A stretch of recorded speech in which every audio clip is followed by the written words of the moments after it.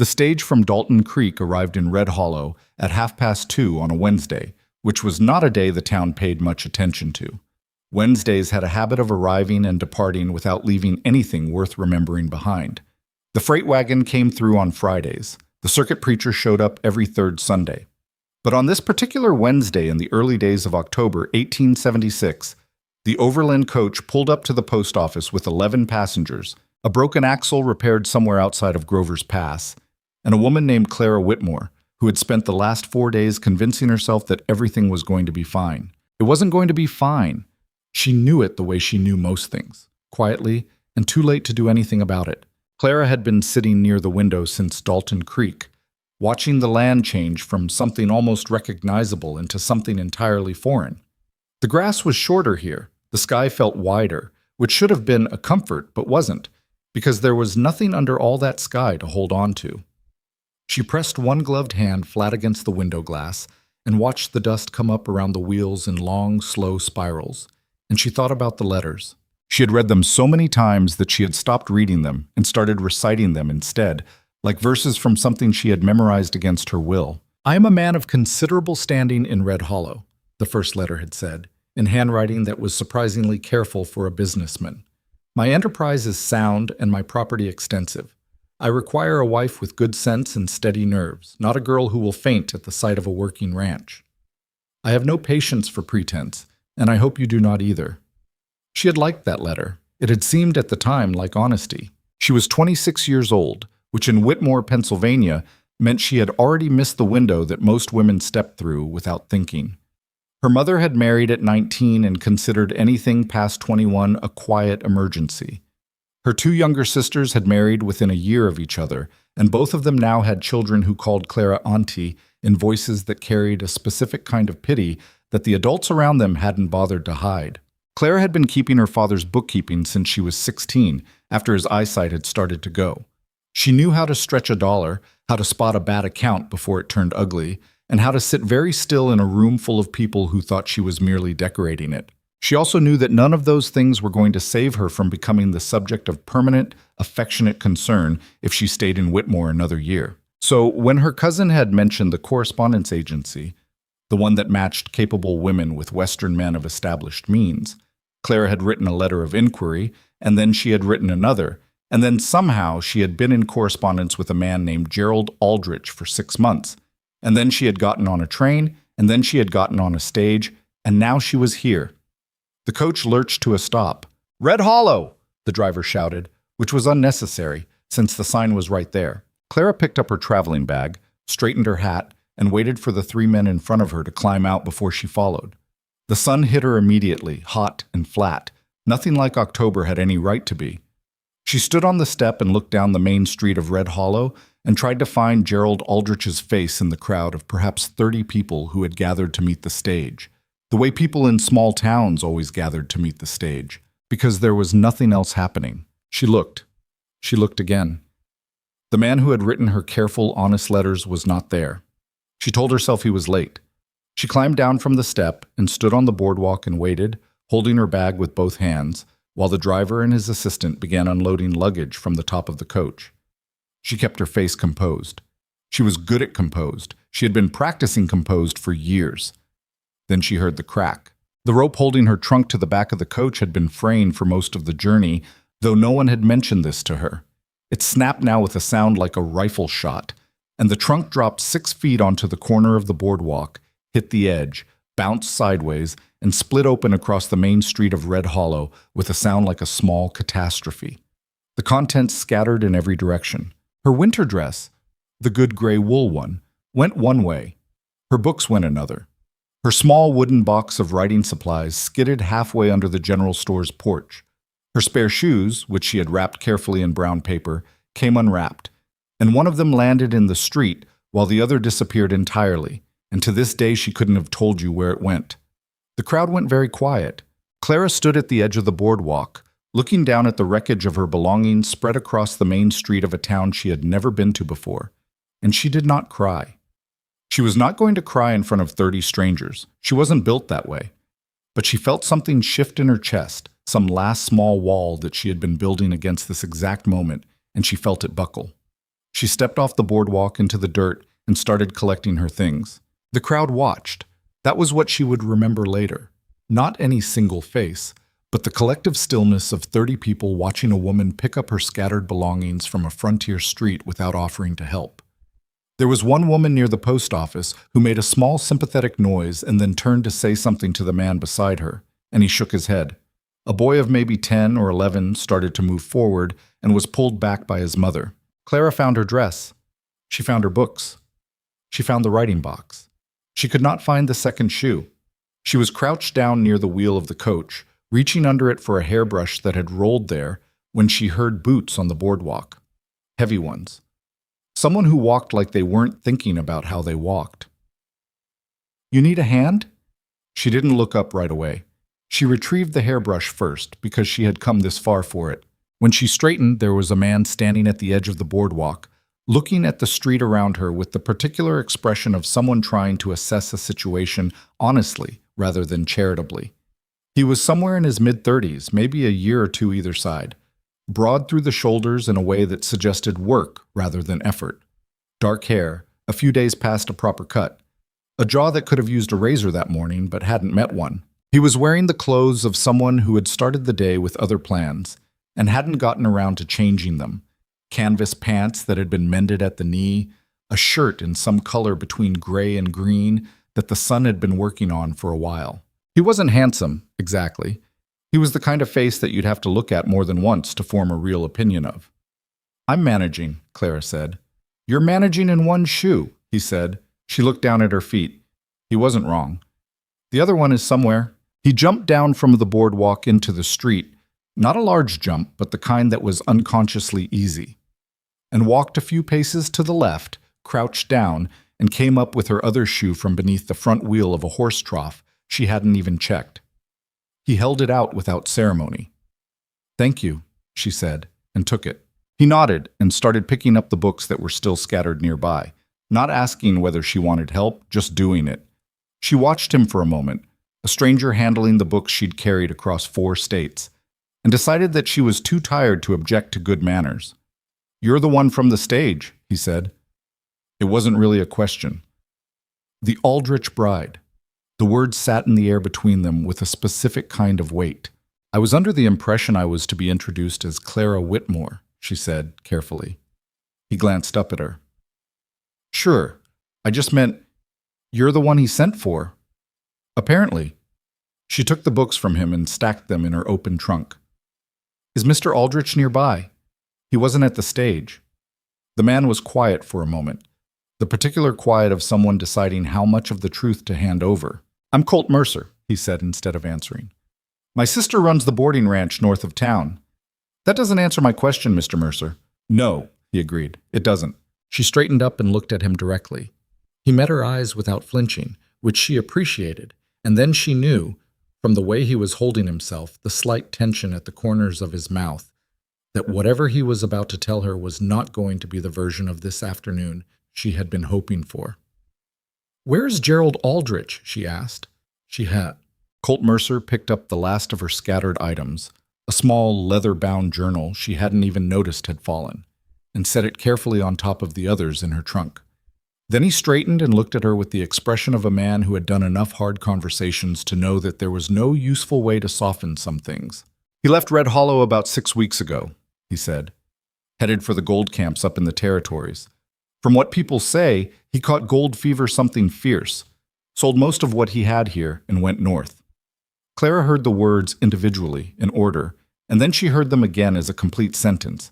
And then she stood in the middle of the main street of Red Hollow with the sun pressing down on her and 30 strangers pretending not to stare. And she thought, of course, not with bitterness, with something worse, recognition, as if some part of her had always known that this was the way it would go, that something this fragile, built from 6 months of letters and the particular desperation of a woman running out of time in a town that had already decided her future for her, something like that was always one coincidence away from coming apart. She did not let anything show on her face. "I see," she said. "I'm sorry," Colt said, and she could tell he meant it, which was almost harder to take than if he hadn't. "Thank you for telling me," she said, with the kind of precision that comes from keeping yourself very carefully assembled. I'll need to think. Of course. She looked down at her trunk, split along one seam, its contents reorganized by gravity and bad luck. She looked at her one retrieved shoe in her hand. She looked at the street, which was starting to feel like it had opinions about her. A woman near the millinery shop leaned toward the woman beside her and said something that produced a small, covered laugh, and Clara felt the sound of it somewhere that had nothing to do with her ears. "Is there a hotel?" she asked. "Pearson's on the far end of the street. It's decent."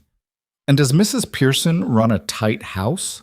Colt seemed slightly caught off guard by the specificity. "She does." "Good." Clara picked up her traveling bag with one hand and the one book that hadn't fit back in the trunk with the other. "I'll need someone to carry that," she said, nodding toward the ruined trunk. "I'll pay for it." "I'll take it," Colt said. "I said I'll pay." "I heard you." He picked up the trunk with the ease of someone who didn't need to think about whether he could, which settled that particular argument. Clara walked toward Pearson's hotel with her back straight and her chin at whatever angle she could manage, and Colt Mercer followed with her broken trunk, and behind them the crowd of Red Hollow found other things to look at, though not with any great urgency. Pearson's hotel was run by a woman named Edna Pearson, who was somewhere in her 50s and had the broad, capable hands of someone who had been running things since before it was fashionable. She looked at Clara across the front desk with the thorough, unsentimental evaluation of a woman who had seen plenty of people arrive in bad situations and could tell, usually within the first minute, which ones were going to be problems. "Aldrich girl?" she asked. "Clara Whitmore," Clara said. "I'd like a room." Something shifted in Edna Pearson's expression, a fraction of recalibration, like a scale finding its balance.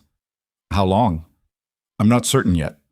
Edna studied her for another moment, then nodded. $3 a week, meals included. I'll need the first week in advance."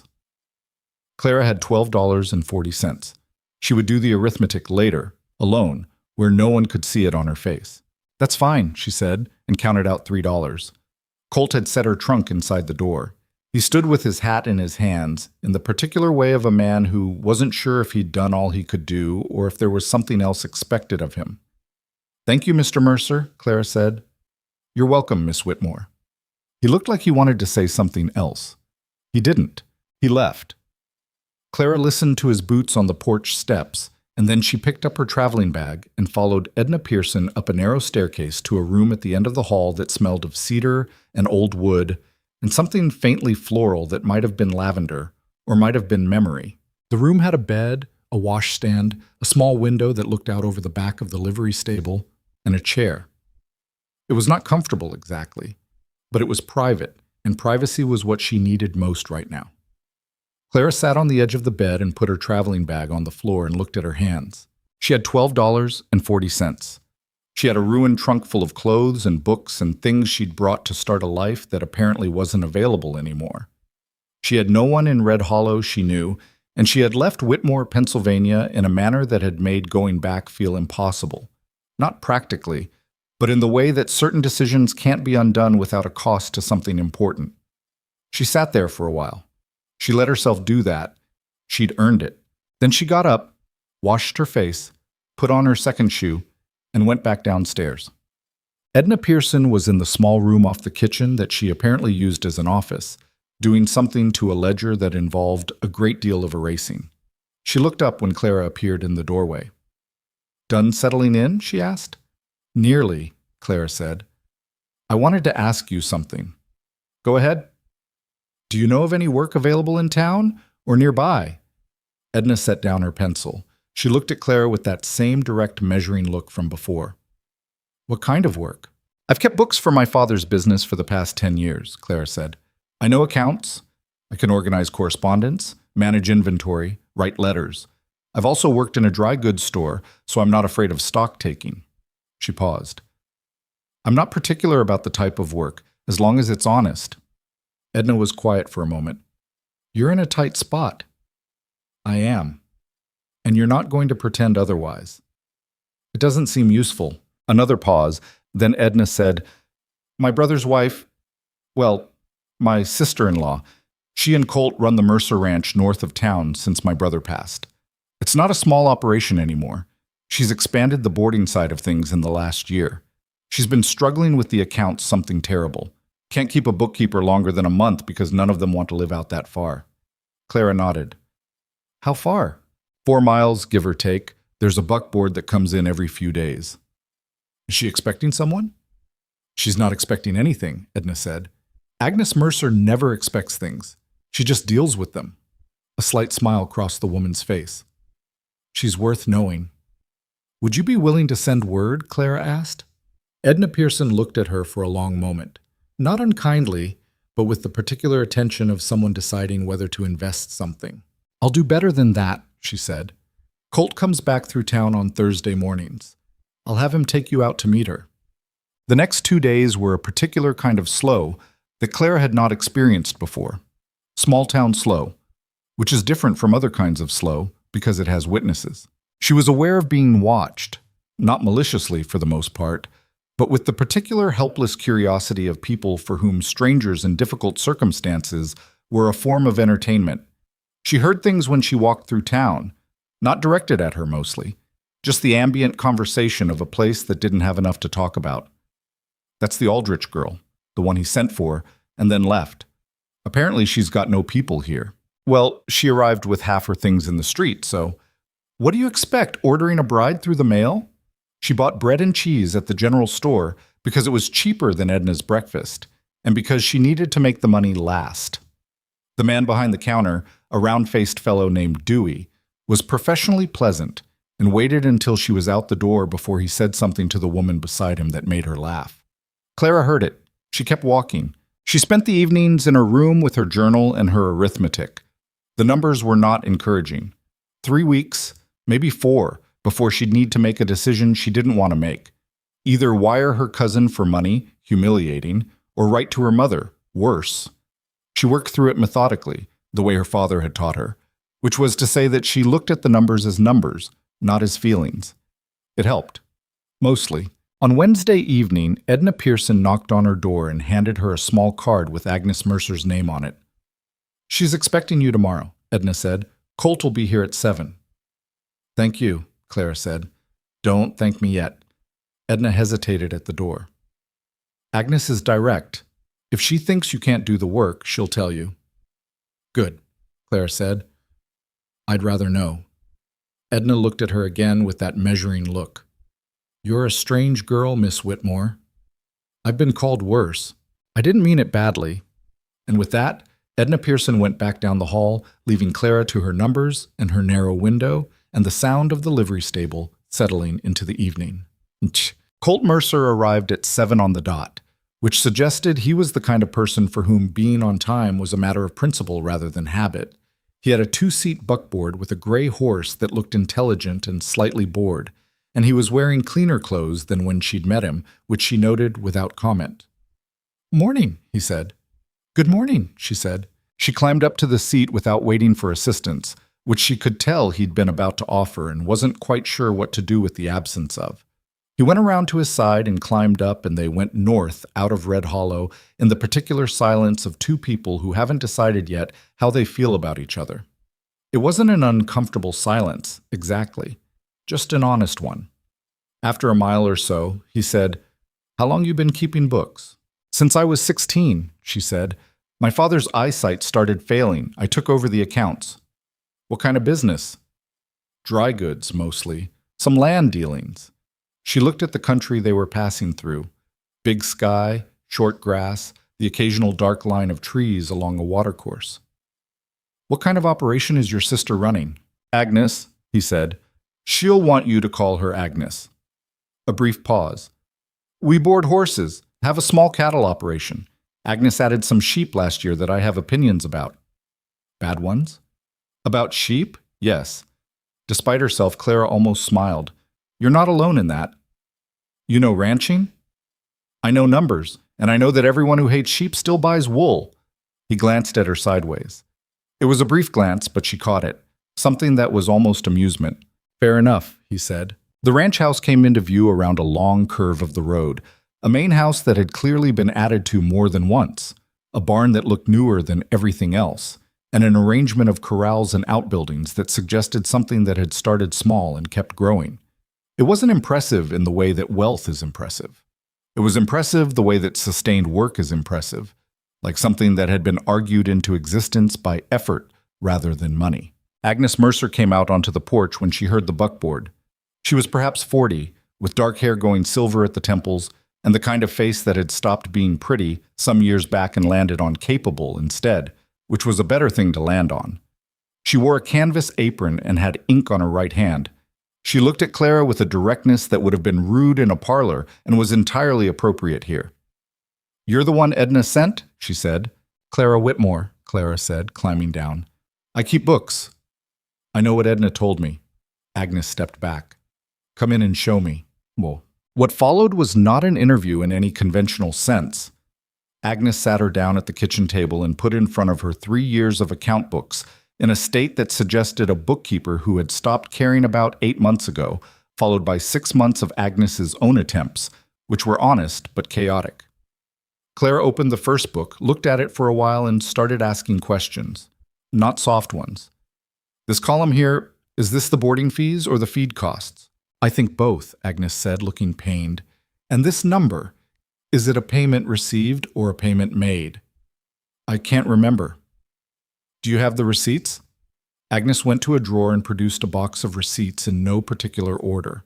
Clara looked at the box. She looked at the books.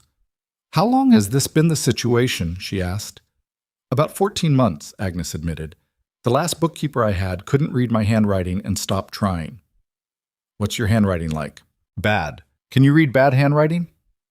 "I've been reading my father's for 10 years, Clara said. "He writes like a man having an argument with the paper." Something shifted in Agnes Mercer's expression. It was small and almost hidden, but Clara caught it. A loosening, a fraction of relief. "I need someone who can stay," Agnes said. "The last 3 I tried all left because it's too far from town." "I have nowhere to be," Clara said, which was true and more honest than she'd intended, and she saw it land on Agnes with a weight that wasn't pity, but was something close to recognition. "You'll have a room here," Agnes said. "Meals, and $8 a month." Clara did not let herself show what $8 a month meant right now. "That's acceptable." "One condition," Agnes said. "What's that?" "You don't leave without finishing what you started. I don't care what comes up." Clara looked at her. "All right." "I mean it," Agnes said. "I've had people promise me things before." "So have I," Clara said, and she meant Gerald Aldrich, and she thought Agnes probably understood that. Agnes studied her for a moment, the same kind of study that Edna had given her, that this country seemed to require of women making decisions about other women. Then she said, "Start tomorrow. Colt'll bring your things out this afternoon." "I can bring my own things." "I know you can, but he's going back in anyway." It was said without emphasis, as if it were simply a logistical fact, which it probably was. Clara nodded and didn't argue, because picking battles was something she'd gotten reasonably good at, and this was not a battle worth having.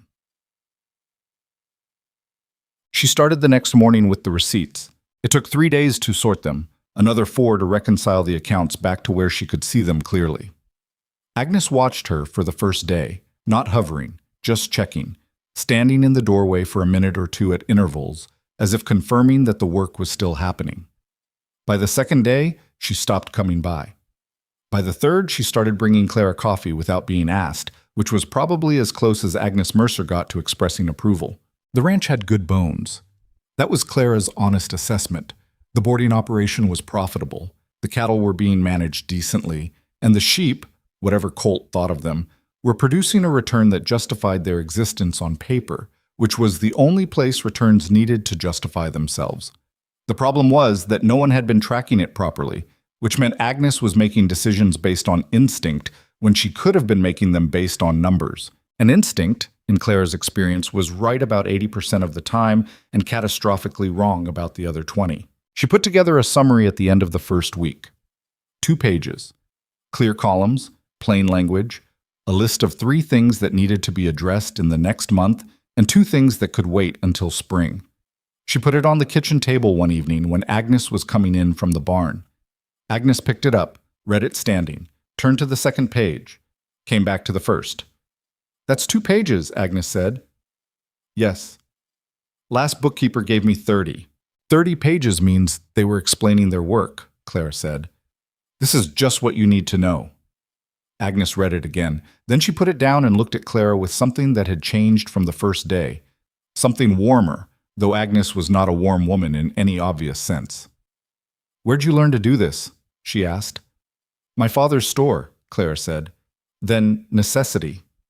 Agnes nodded as if this were the only answer that made sense, which in her world it probably was.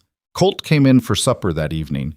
He had a bunkhouse room but ate at the main house most nights, and Agnes slid the summary across the table to him while Clara was getting plates.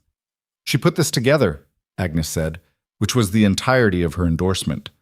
Colt picked it up and read it in the way he seemed to do most things, straight through, without pausing to perform his reaction.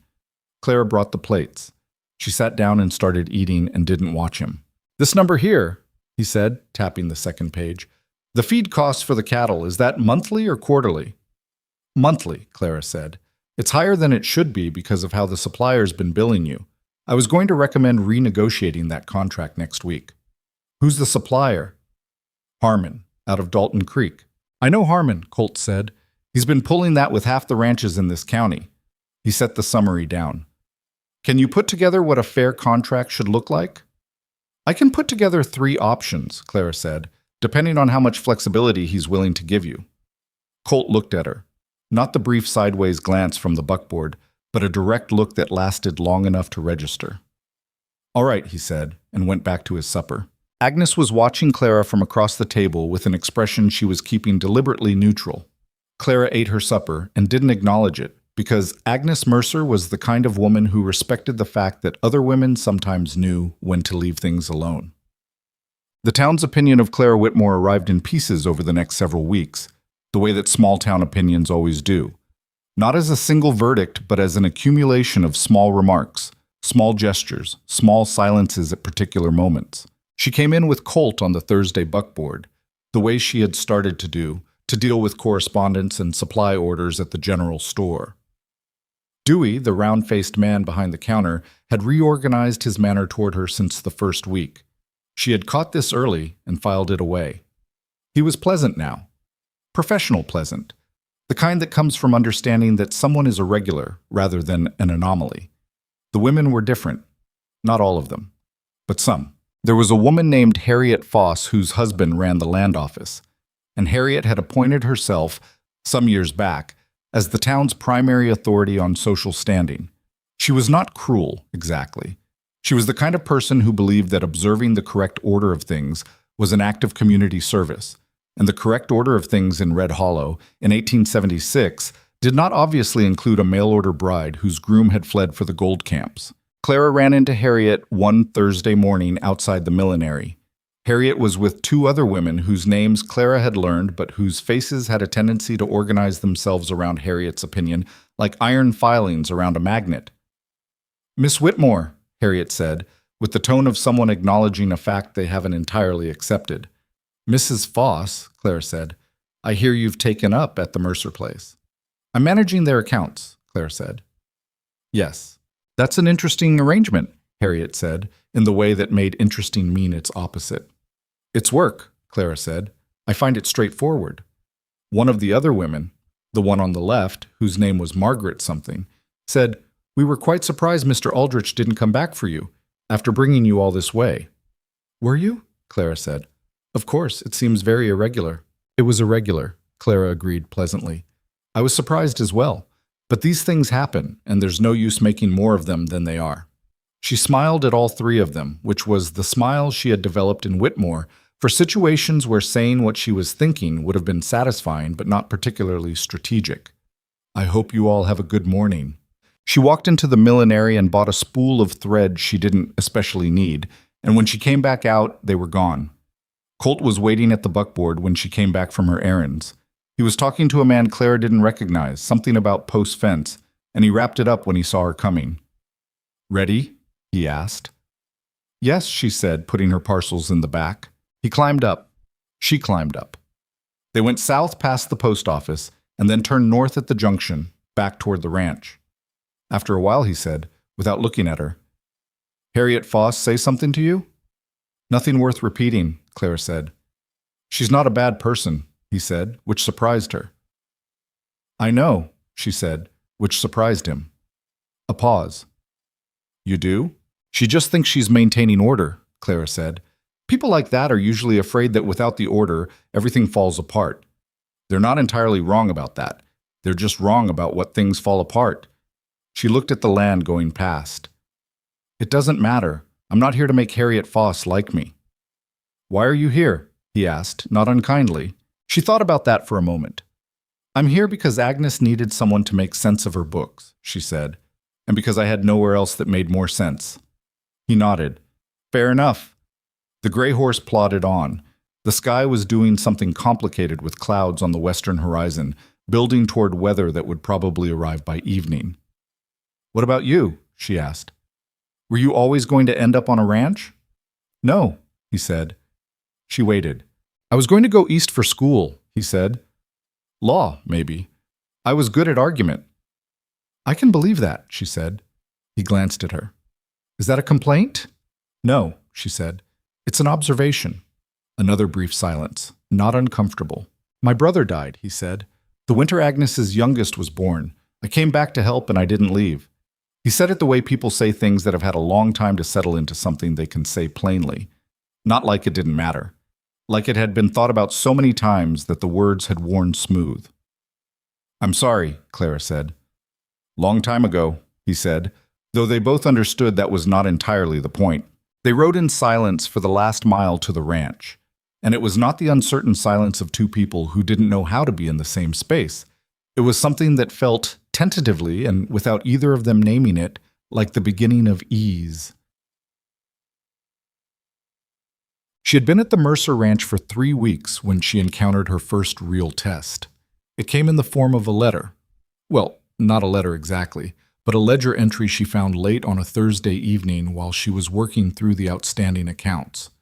It was small, almost invisible in the chaos of the previous year's books.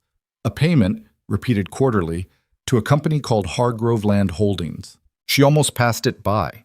Then she looked at the amount. Then she looked at it again. She found the contract in the filing box that Agnes kept under the kitchen counter. She read it twice. Then she sat at the kitchen table with the contract in one hand and the ledger open in front of her, and she thought very carefully about what she was looking at. Hargrove Land Holdings had been charging the Mercer Ranch a quarterly access fee for water rights on the South Creek for 2.5 years. The amount was not enormous, but it was consistent.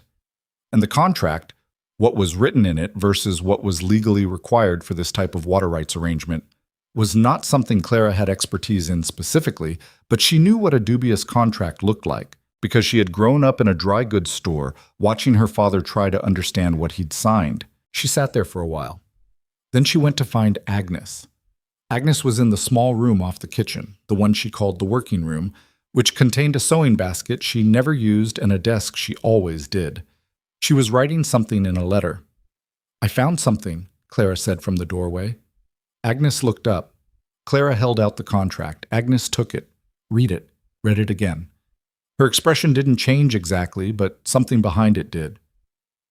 What does this mean? She asked.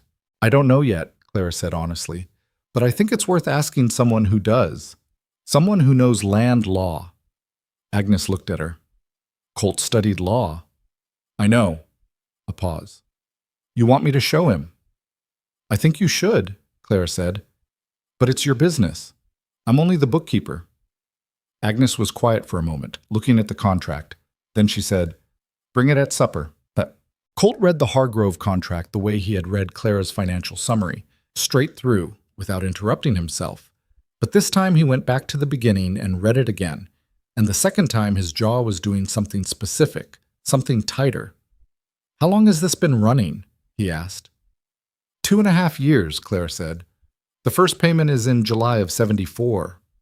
And no one caught it.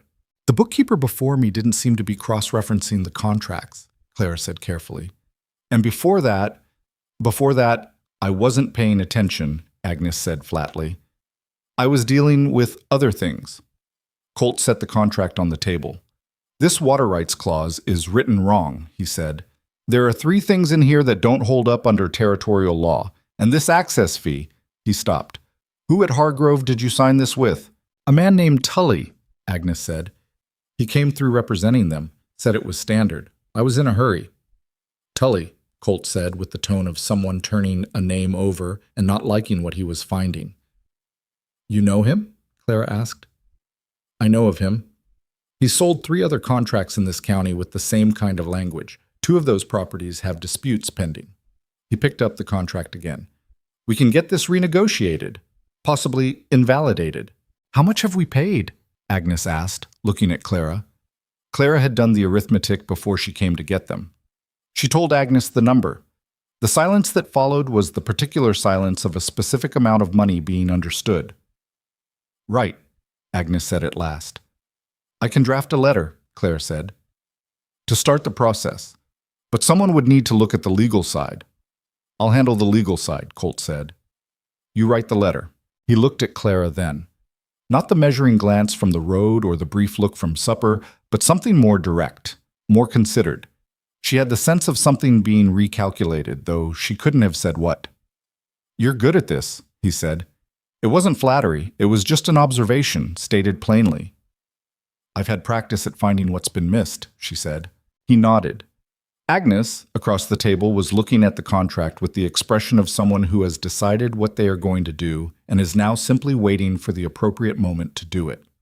Outside, the weather that had been building all afternoon finally arrived, and rain came down hard against the window, and the 3 of them sat at the table in the lamplight with a contract between them and the beginning of something that none of them had names for yet. Clara looked at the rain against the window, and then at the lamp, and then at her hands on the table, and she thought about arriving in Red Hollow 4 weeks ago with a broken trunk and 1 shoe and no plan.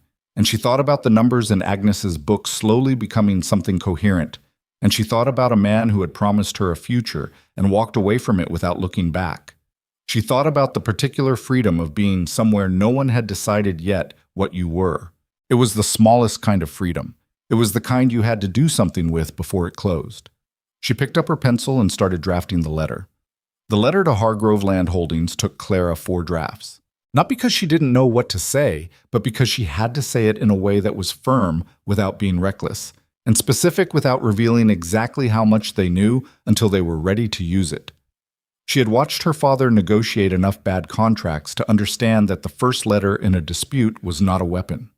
It was a door, one that gave the other party a chance to walk through it with their dignity mostly intact. Because people who still had their dignity could settle things, and people who had been stripped of it tended to become stubborn in ways that cost everyone more time and money than the original argument was worth. She finished the final draft close to midnight, with the rain still working on the window and the lamp turned low to save oil.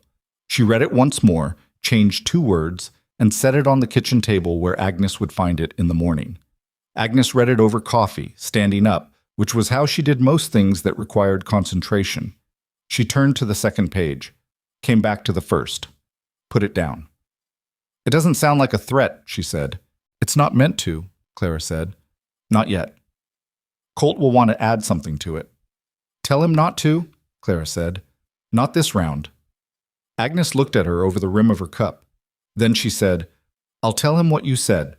What he does with it is his own business. She folded the letter and took it with her when she went to find Colt, which Clara took as a reasonable answer. Colt read it in the barn, where he'd been working on a section of tack that needed mending. He came back to the house 20 minutes later and put it on the table in front of Clara without speaking, which she had already come to understand was his version of not arguing.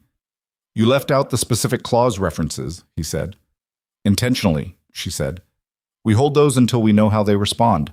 He sat down. He had the look of someone weighing something against something else. You've done this before. Not exactly this, she said, but similar. A supplier tried to change payment terms on my father's store 2 years after we'd been doing business with them. Backdated the contract change without telling us. She picked up her coffee.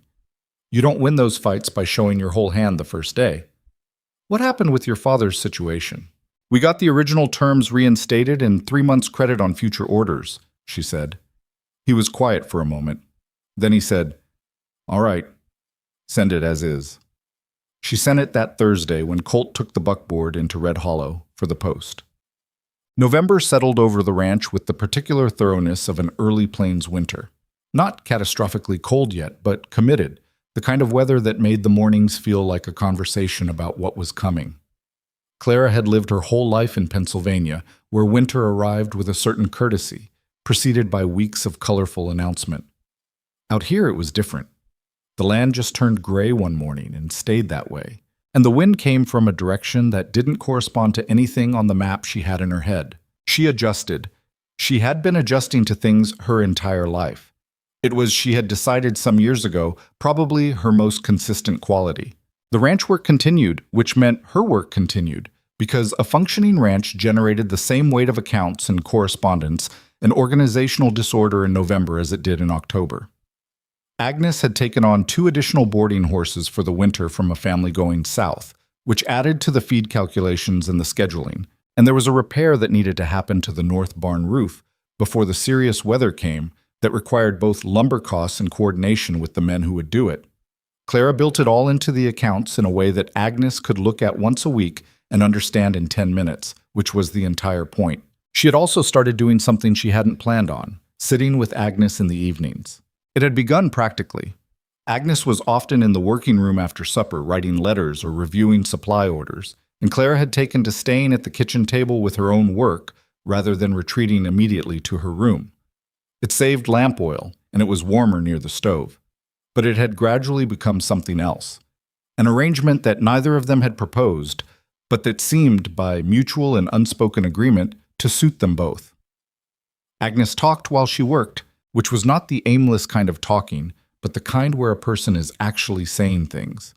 Clara listened and occasionally said things back, and gradually the working evenings became conversations, which became something she found herself looking forward to in the limited way that people who have been lonely for a while allow themselves to look forward to things. Agnes talked about her husband, not often, and not with sentiment, but practically, the way you talk about someone who was deeply part of how things worked and is now gone, and the working has had to reorganize itself around the absence. His name had been Robert. He'd been a good rancher and a mediocre businessman and a patient father, and he had died of a fever in the worst possible season when everything was already stretched thin, and Agnes had simply kept going because there was no useful alternative. Colt came back 3 days after we buried him, Agnes said one evening. I hadn't even asked him to. He just came. That must have been a relief, Clara said. It was complicated, Agnes said, which was a more honest answer. He'd given up something to come back. He didn't say so, but I knew. A man who is going to study law doesn't just decide to run a boarding ranch because he finds it fulfilling. Does he regret it? Agnes looked at the letter she was writing. I think he did for a while, in the first year or two. She paused. He's not the kind of person who lets himself stay in regret, though. He just adjusts. Clara thought about that. He's good at it, she said. Adjusting. Better than most people are, Agnes said. Then, with the careful neutrality of a woman making a point she won't repeat, he notices more than he lets on. Clara did not respond to this, and Agnes did not press it, and they went back to their respective work, and the stove ticked and the wind moved around the house in the particular way of plains wind that sounds like it has a destination it's trying to reach.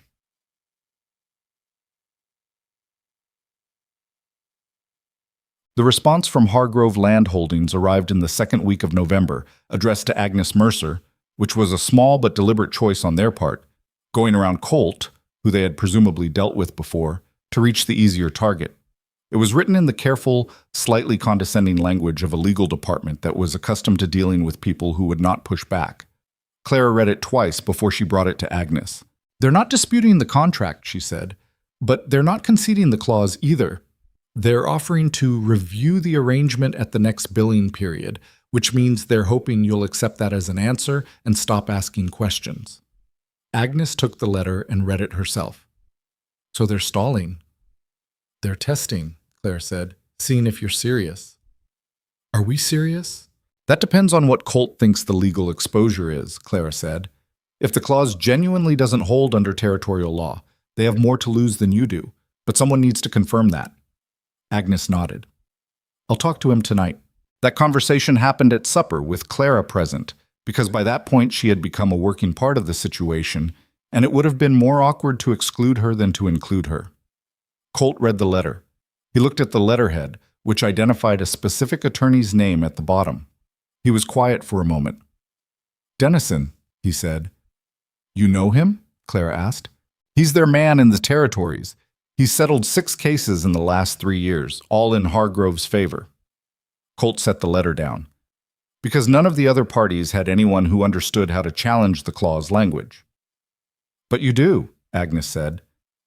"I understand enough," Colt said, which Clara was coming to understand was as close as he got to claiming competence outright. "Then write back," Agnes said. "Clara should write it," Colt said. He said it without looking at her, as if it were a logistical observation. "The first one worked because it didn't sound like a fight. This one shouldn't either, but we need to tell them what we know." Clara looked at him. He was eating, apparently finished with the statement. "Tell me what you know about the clause," she said.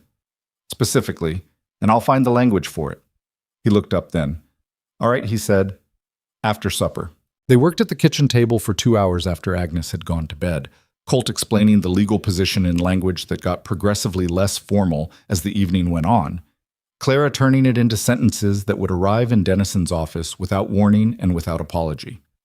There was a particular kind of focus that came with working that way, side by side with someone who was good at something different from what you were good at, the two things fitting together in a way that neither of them was going to comment on directly. Around 9 o'clock, Colt said, "This third paragraph, don't say we believe the clause to be invalid. Say, the clause as written does not meet the territorial standard established in the 72 amendments. It's not our belief. It's the law." Clara made the change. "Better?" He read it. "Yes."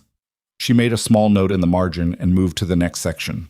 "Around 10, he said, without particular inflection, "You learned this from watching your father?" "Mostly," she said, "and from fixing what happened when he didn't ask questions soon enough." He nodded. "He was a trusting man?"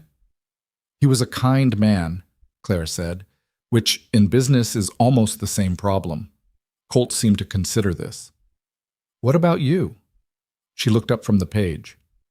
"Am I trusting? Are you kind?" She thought about it honestly. "I'm fair," she said. "I think fairness is more useful." He held her gaze for a moment. "That might be the most honest self-assessment I've ever heard." "Or the least flattering," she said. "Those aren't opposites," he said, and went back to reading. The letter went out Thursday. December arrived the way December arrives in that part of the country, without fanfare, with considerable seriousness. The north barn roof repair happened in the first week, 3 days of noise and cold and the particular anxiety of watching men work on something high up while the wind had opinions about their progress. Clara coordinated the lumber delivery, managed the contractor's payment schedule, and kept Agnes informed without alarming her about the 2 days when it looked like the weather might force a delay that would push everything past the first hard freeze. It didn't. The roof was done by December 8th. Clara noted it in the accounts with the particular satisfaction of something completed before it became a problem. She had been at the Mercer Ranch for 11 weeks. She had stopped counting the days sometime in November, which she took as a reasonable sign that she had stopped waiting for something to change and started simply being where she was. The town's opinion of her had shifted in increments, the way town opinions do. Not all at once, and not entirely, but enough to notice. She came in on Thursdays, and people spoke to her differently now. Dewey at the general store had started setting aside a specific catalog for her to look through, the one with the accounting supplies, because she'd ordered from it twice, and he'd apparently decided this was her area. The woman who ran the post office, a thin, precise person named Mrs. Hartley, had taken to greeting her by name, which sounds like nothing but in a town the size of Red Hollow meant something. Even Harriet Foss had reorganized slightly. She still watched Clara with the particular attention of a person cataloging irregularities, but the way she spoke to her had changed from the pointed pleasantness of the first encounters to something more neutral. The acknowledgement, perhaps, that Clara Whitmore was still here, was apparently doing something useful, and had not so far done anything scandalous, which in Red Hollow constituted a modest form of social acceptance. It was not warmth. Clara wasn't looking for warmth, not from Harriet, but it was a kind of peace, and she found she could work within it. The harder thing was the question she still hadn't answered, the one that lived under everything else, the one she tended to in small moments when she had space to think. What she was doing here was working. The ranch was improving, the accounts were coherent. Agnes was running her operation with actual information for the first time in years. But working was not the same as staying, and staying was a decision that carried implications she hadn't let herself fully examine yet. She hadn't written to her mother.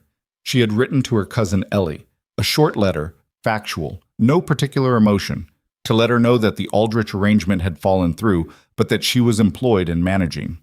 Ellie had written back with a warmth that Clara found harder to sit with than concern would have been, because warmth required something back from her, and she wasn't sure she had it to give right now. She thought about Gerald Aldrich sometimes, not often, and not with what she'd call feeling. More the way you think about a calculation that went wrong, not the error itself, but the logic that let you make the error in the first place. She had been so certain that the letters were honest. She had been so sure that a man who wrote the way he did couldn't be the kind of person who just left. But people, in her experience, were often not the same as their letters.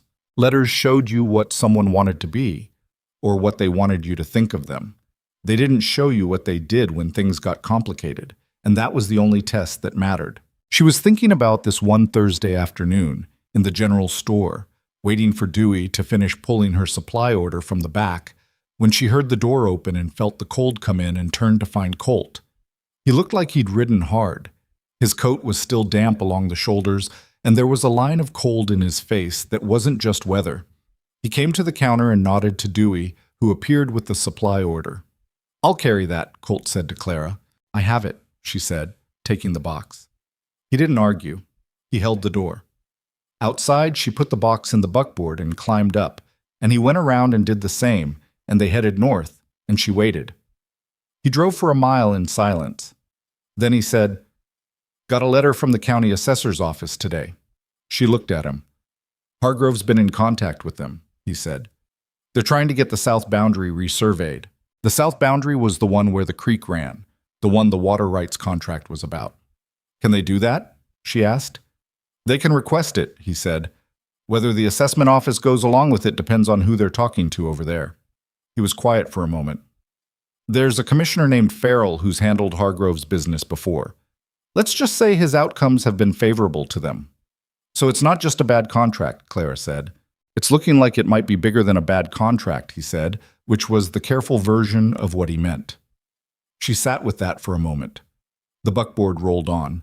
The grass on both sides of the road was the flat brown of late autumn, pressed down by wind. "What do we do?" she asked. "We find out what we're actually dealing with before we do anything," he said, "which means someone needs to go to the county seat and look at the assessor's records." "Can you go?" "I'll need to take 2 days," he said. "I'll go next week, but I want you to go through the property records again before I leave. Everything we have on the south parcel. I need to know exactly what's documented on our end before I look at what they have." "I can have it ready by Saturday," she said. He nodded. Didn't say thank you, which she'd noticed was his habit, not ingratitude, but the assumption that when people said they'd do things, they did them, which she found more respectful than most people's effusive acknowledgement. "How long has this been going on?" she asked. "Not about the contract, about Hargrove." "I don't know," he said.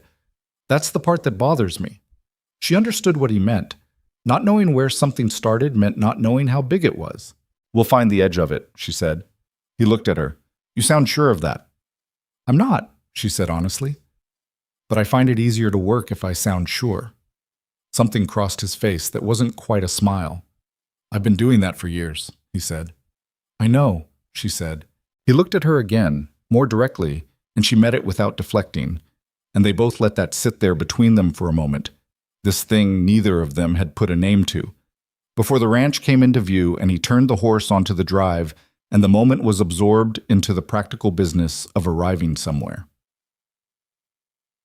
She had the property records ready by Saturday morning, organized by date and cross-referenced against the county documentation she'd been able to find in Agnes's files. She had written a 3-page summary of everything relevant and a separate list of the questions she couldn't answer from what they had, the gaps that would need to be filled at the county seat. She gave it to Colt before breakfast, and he read it at the table while Agnes made coffee, and Clara did not watch him read it. Agnes put a cup of coffee in front of him and then put one in front of Clara and went back to the stove. Colt finished reading. He turned back to the first page. He looked at the list of gaps at the end. "This is exactly what I needed," he said. "Most of it came from what was already in the files," Clara said. "Someone just needed to put it in order." "Someone did put it in order," Agnes said from the stove, without turning around. Colt set the pages down and picked up his coffee. He looked at Clara with an expression she was starting to be able to read, not easily, because his face didn't announce itself. But there were particular combinations of the lines around his eyes and the set of his mouth that meant specific things.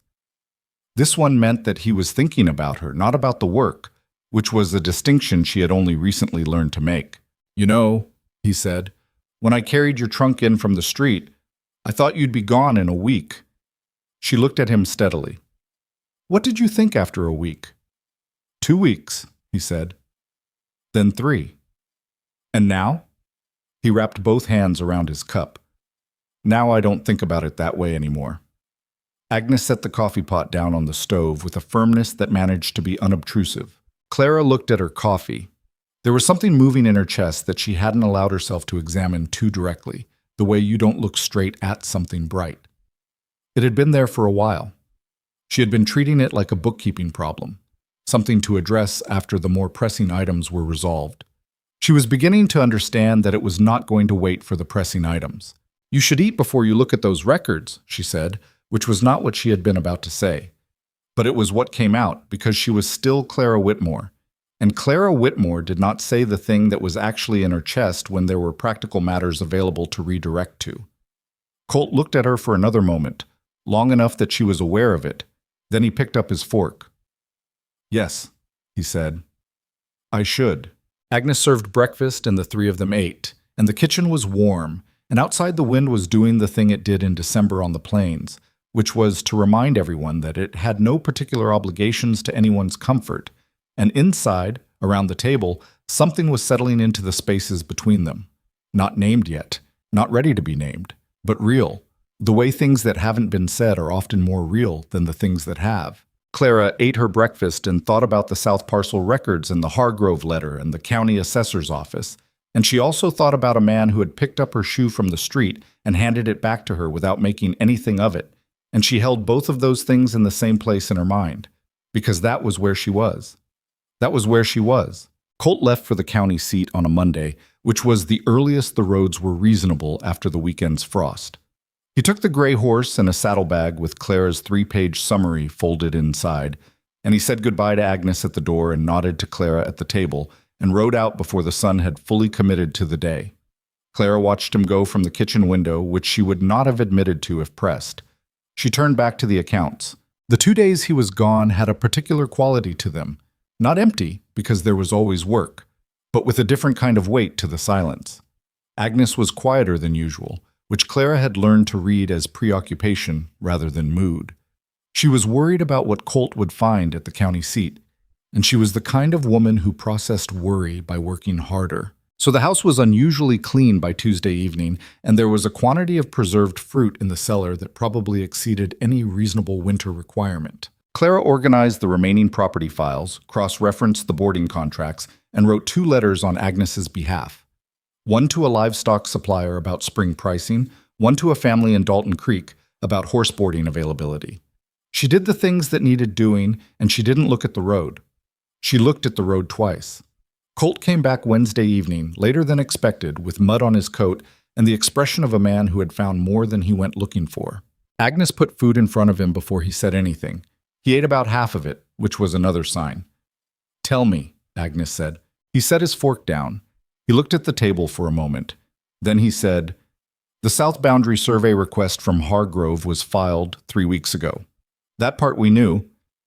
What we didn't know is that it's the 3rd request they've filed with Commissioner Farrell's office in the past 2 years. The other 2 were on properties belonging to the Lund family and the widow Kastner." Agnes's face went still in a specific way. "The Lunds sold last spring." "They did," Colt said, "at a price that was about 30% under what the land was worth. And Mrs. Kastner, her situation is still pending. I talked to her nephew in town. She's been getting pressure on 2 fronts, the water rights contract, same language as ours, and a separate boundary dispute that came out of the resurvey." The kitchen was very quiet. Clara had been listening from her end of the table, where she had the property file open in front of her. She said, "So, Hargrove is using Farrell's office to create disputes that lower the value of the land, and then they buy it," Colt said. "Or someone connected to them does. The Lund property was purchased by a holding company called Crestview Partners. I spent half of yesterday trying to find who's behind Crestview Partners." He paused. "I couldn't get there from the public records, but it's not a coincidence." Agnes looked at her hands on the table. "We're not selling," she said, which was not a statement of defiance so much as a statement of fact, the way you'd say the sky is that color and mean it as the end of the discussion. "No," Colt said, "we're not." "Then what do we do?" Colt looked at Clara. She had been doing arithmetic in her head since he started talking, not numbers, but the shape of the problem, the architecture of it. "We need Mrs. Kastner's records," she said. "If her contract has the same clause language as yours, and the same timeline for when Hargrove approached her, then it's a pattern. A pattern is harder to dismiss than a single dispute." "Her nephew is a man named Dale Ingram," Colt said. "He's in Red Hollow. Works at the feed store." "Can you introduce me to him?" Colt looked at her steadily. "You want to talk to him yourself?" "I think it should be me," she said. "He's more likely to show a woman his aunt's papers than a man with a legal interest in the outcome."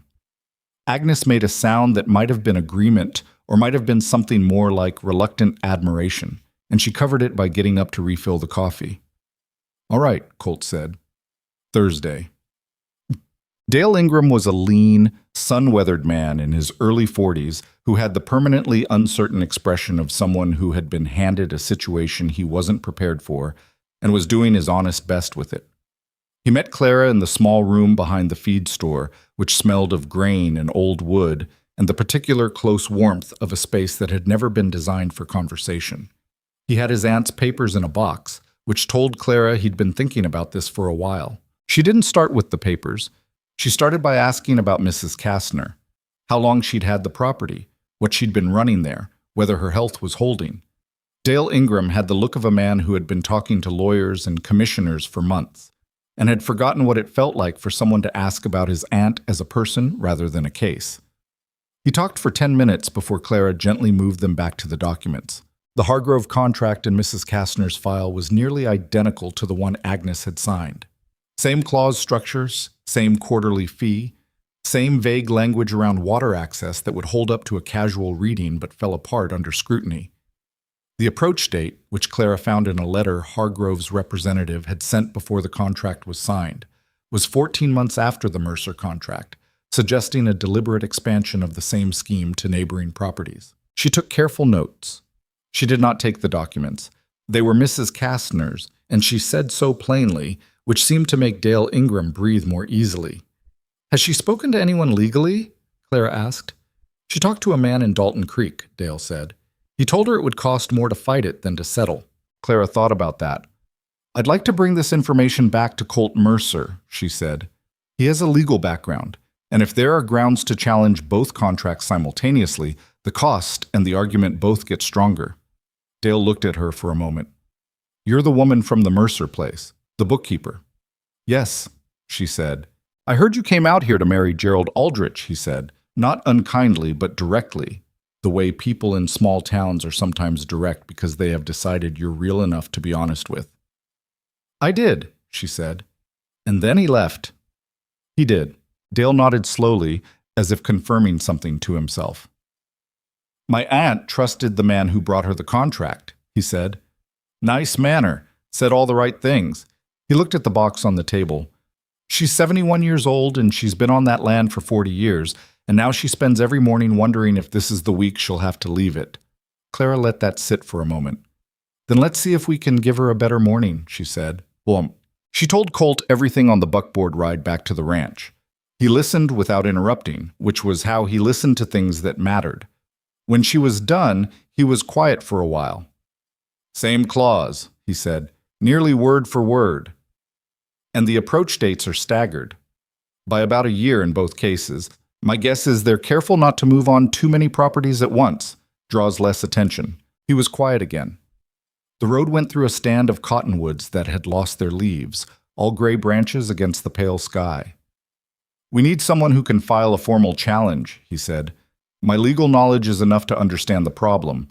It's not enough to take it to the district level." "Is there someone in Dalton Creek?" "There's a man named Ashworth. He handled the territorial land cases back in '73. He's not cheap." "What's the alternative?" Colt looked straight ahead at the road. "The alternative is, we write another letter and hope Hargrove backs down, which they won't, because they've never had to." "Then we find the money for Ashworth," she said. He glanced at her. "It's not your money."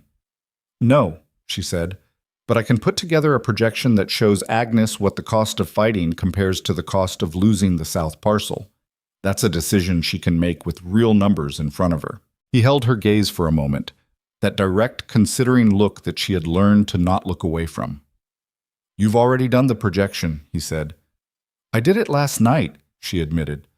Something pulled at the corner of his mouth, not quite a smile, but the shape of one. "Of course you did."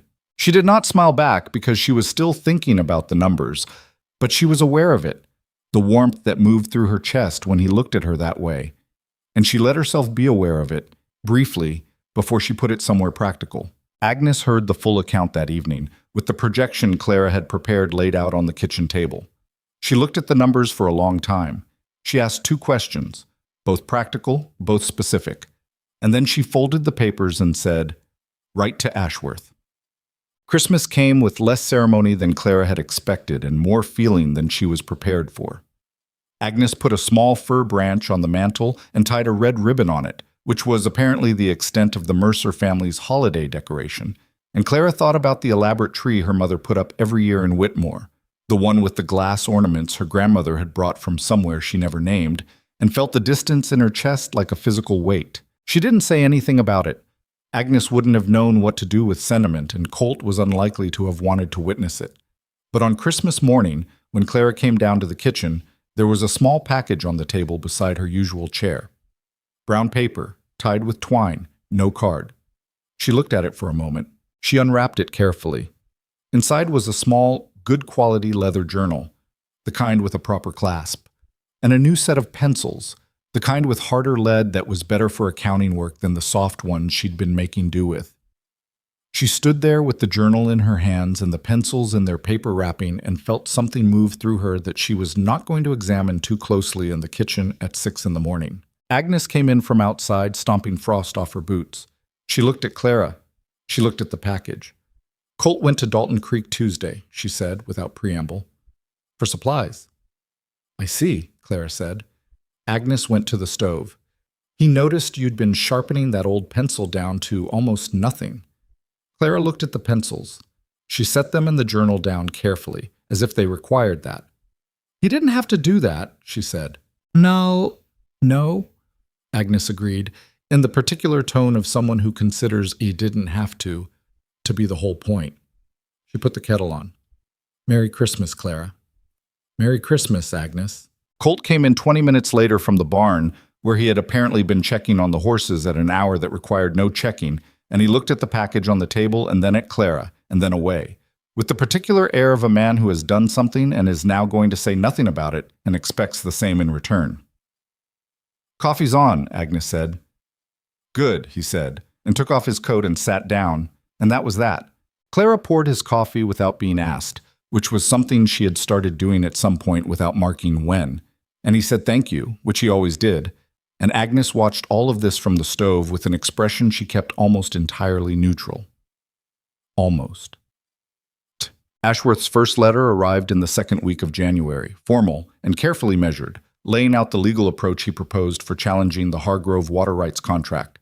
Clara read it twice, then drafted a summary for Agnes and a separate set of questions for Colt to go back with.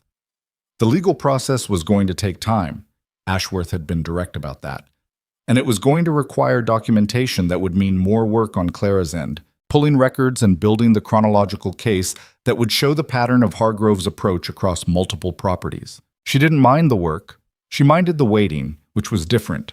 January on the plains had a quality that was different from the December cold. Less dramatic, but more relentless. The kind of cold that didn't announce itself and didn't leave, that you stopped noticing after a while because your body had made a decision about it and the decision was to simply manage. Clara had taken to keeping her lamp burning an extra hour in the evenings, partly for the accounting work and partly because the light helped. It was during one of those evenings in late January that Agnes said, from across the room, "I got a letter from my cousin in Linden today." Clara looked up from the ledger. "She sends a paper sometimes," Agnes said, "local news from the territories, the gold camps." She set her sewing down. She looked at Clara with the direct, careful attention of a woman who is about to say something she has thought about several times before deciding to say it. "There was a notice in it," she said, "about Gerald Aldrich." The name landed in the room the way names do when you've stopped expecting to hear them. Clara set her pencil down. "What kind of notice?" Agnes picked up a folded piece of newsprint from the shelf beside her and held it out. Clara took it. She read it standing, by the lamp. It was brief. A mining accident at one of the gold camps in the Northern Territories 3 weeks prior. Several men. Gerald Aldrich was among those named. The notice used the word killed, which was the kind of word that didn't leave room for interpretation. She read it twice. She stood there holding the newsprint, and she looked at the wall above the shelf, and she thought about 6 months of letters, and a man she had never met, and a future that had already come apart before this. And she tried to locate exactly what she felt. Not grief, quite. Something more complicated. The closing of a door that had already been standing open in a draft for 4 months, letting cold air in. The particular finality of a thing that had never really started, which is its own category of loss. Not for what was, but for what was supposed to be, the whole imagined version of it. She put the newsprint back on the shelf. "Thank you for telling me," she said. Agnes looked at her the way she had looked at her that first day at the kitchen table. Not with pity, but with the clear-eyed attention of a woman who understood that there were things that needed to be sat with and who was not going to interfere with the sitting. "You don't have to say anything else tonight," Agnes said. "I know," Clara said. She picked up her pencil. She looked at the ledger. "I'll finish this column." She sat back down and finished the column, and the numbers were what they always were. And outside the wind moved around the house in its particular winter way, and Agnes went back to her sewing, and the lamp burned in the quiet room, and Clara worked because working was what she had. She told Colt herself the next morning, before the day got away from them. She found him at the barn and said it plainly. There had been a notice in a paper Agnes received, and Gerald Aldrich had been killed in a mining accident in the territories.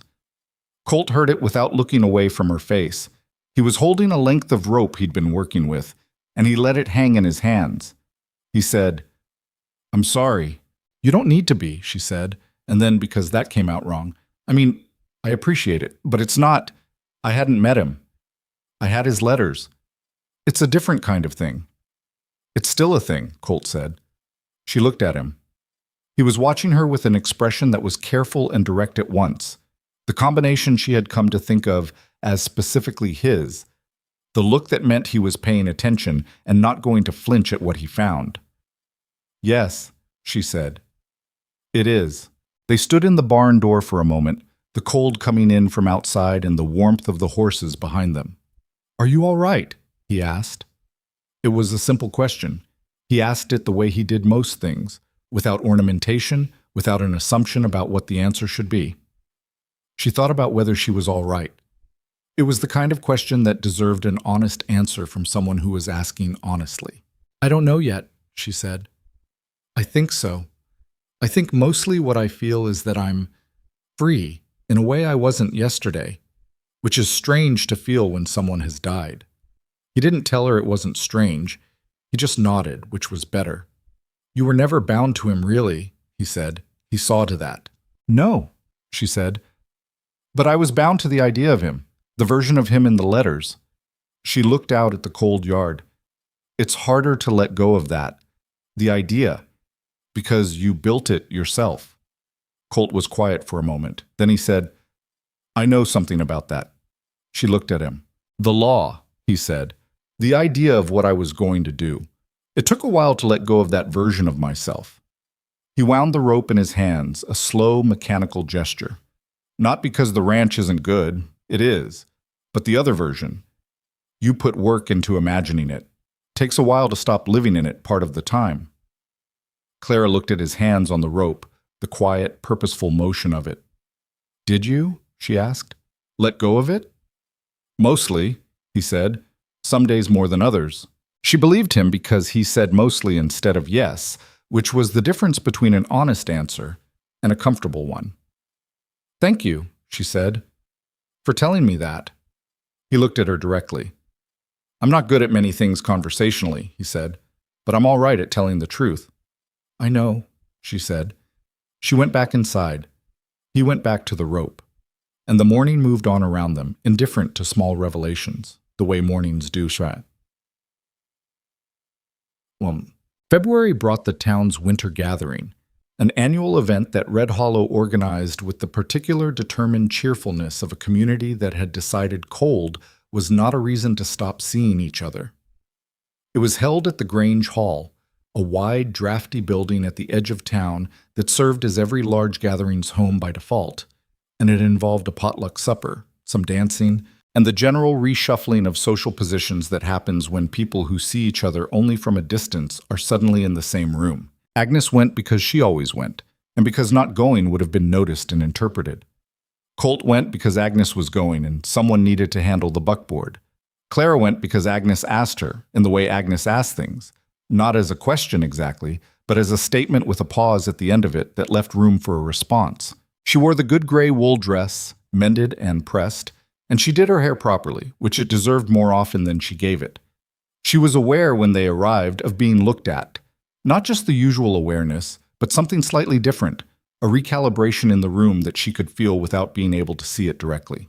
The news about Aldrich had moved through Red Hollow the way all news moved through Red Hollow, which was to say quickly and with editorial additions. She had not confirmed or denied anything. She had not spoken about it publicly. But people knew, and knowing changed the calculation slightly. The abandoned mail-order bride was now also the woman whose arranged groom had died in the territories, which was a more complicated story than the original. And Red Hollow's relationship with complicated stories was to chew on them for a while before arriving at an opinion. Harriet Foss arrived at Clara's side approximately 12 minutes after their arrival, which Clara took as a measure of efficiency. Miss Whitmore, she said, I was glad to see you here. Mrs. Foss, Clara said. We were all so sorry to hear about Mr. Aldrich, Harriet said, with the solemn warmth of someone who had been waiting to say this. Thank you, Clara said. It must be such a difficult position, Harriet continued, to be here without the situation that brought you. I imagine you'll be thinking about returning east now. There it was. Clara had been expecting something like it. I hadn't planned on it, she said pleasantly. Harriet looked at her with a slight recalibration. Oh? I have work that I find useful, Clara said, and I find I like this part of the country. She smiled at Harriet with the smile she had developed in Whitmore for situations exactly like this one. I hope you're well, Mrs. Foss. I see someone I need to speak to. She walked toward the supper table, which was where most conversations went to breathe. She stood there for a moment with a plate she wasn't particularly interested in, and she looked around the room, at Agnes, talking to a woman near the door, with the efficient manner of someone who is executing a social obligation competently. At Dale Ingram from the feed store, who caught her eye and nodded. At the other people of Red Hollow going about the business of being a community, which was mostly the business of deciding, again and again, who belonged and who didn't and on what terms. She thought about Harriet's question. You'll be thinking about returning east now.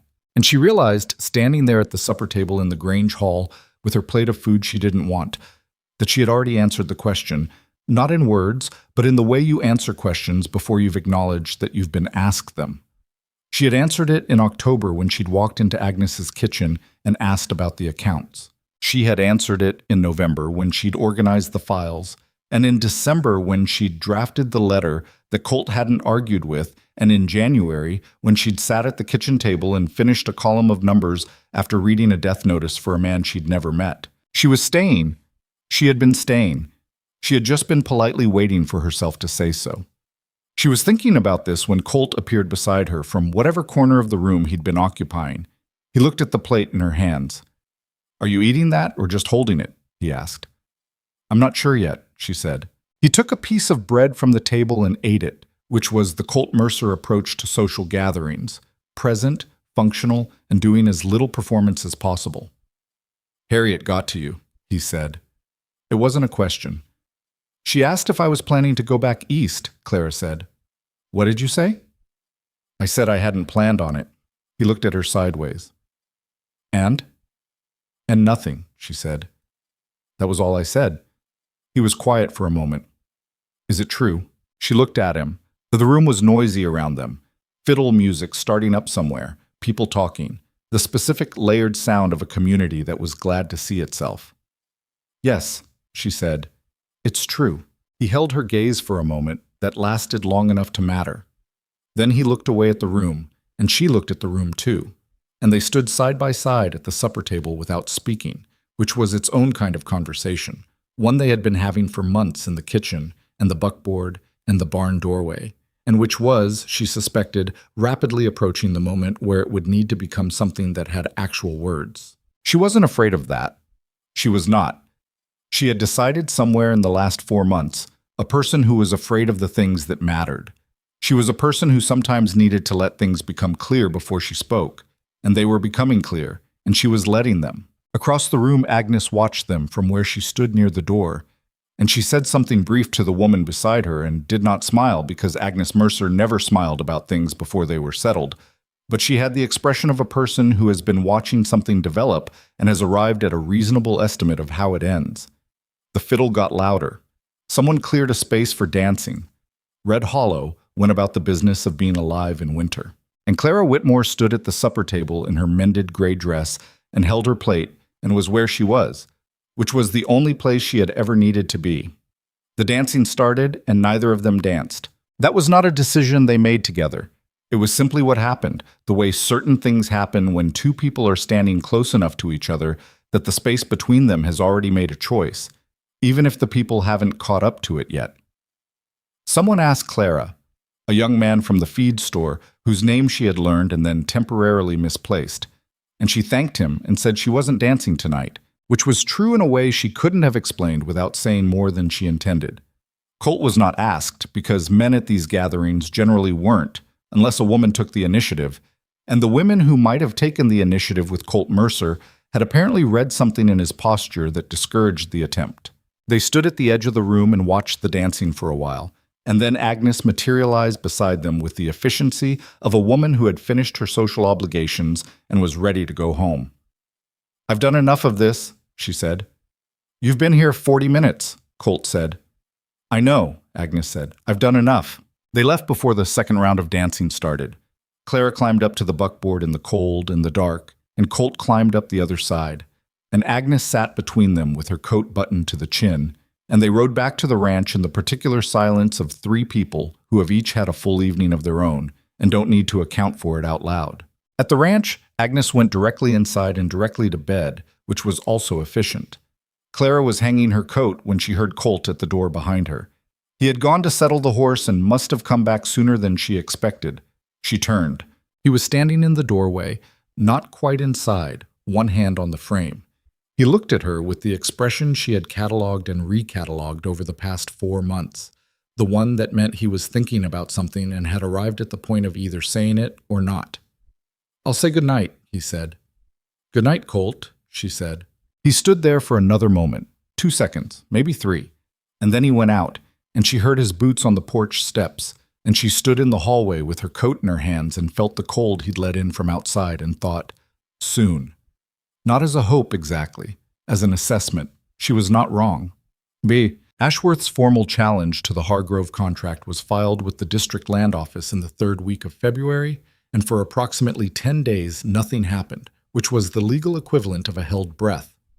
Clara used the time to finish a full accounting review of the ranch's finances since Agnes had taken over operations, not because it was required, but because she wanted Agnes to have the complete picture, the whole 4 years of it, documented clearly, in case the Hargrove situation required them to demonstrate the ranch's operational legitimacy to anyone official. She gave it to Agnes on a Tuesday morning in a bound ledger she had assembled carefully, each page in order, the summary at the front.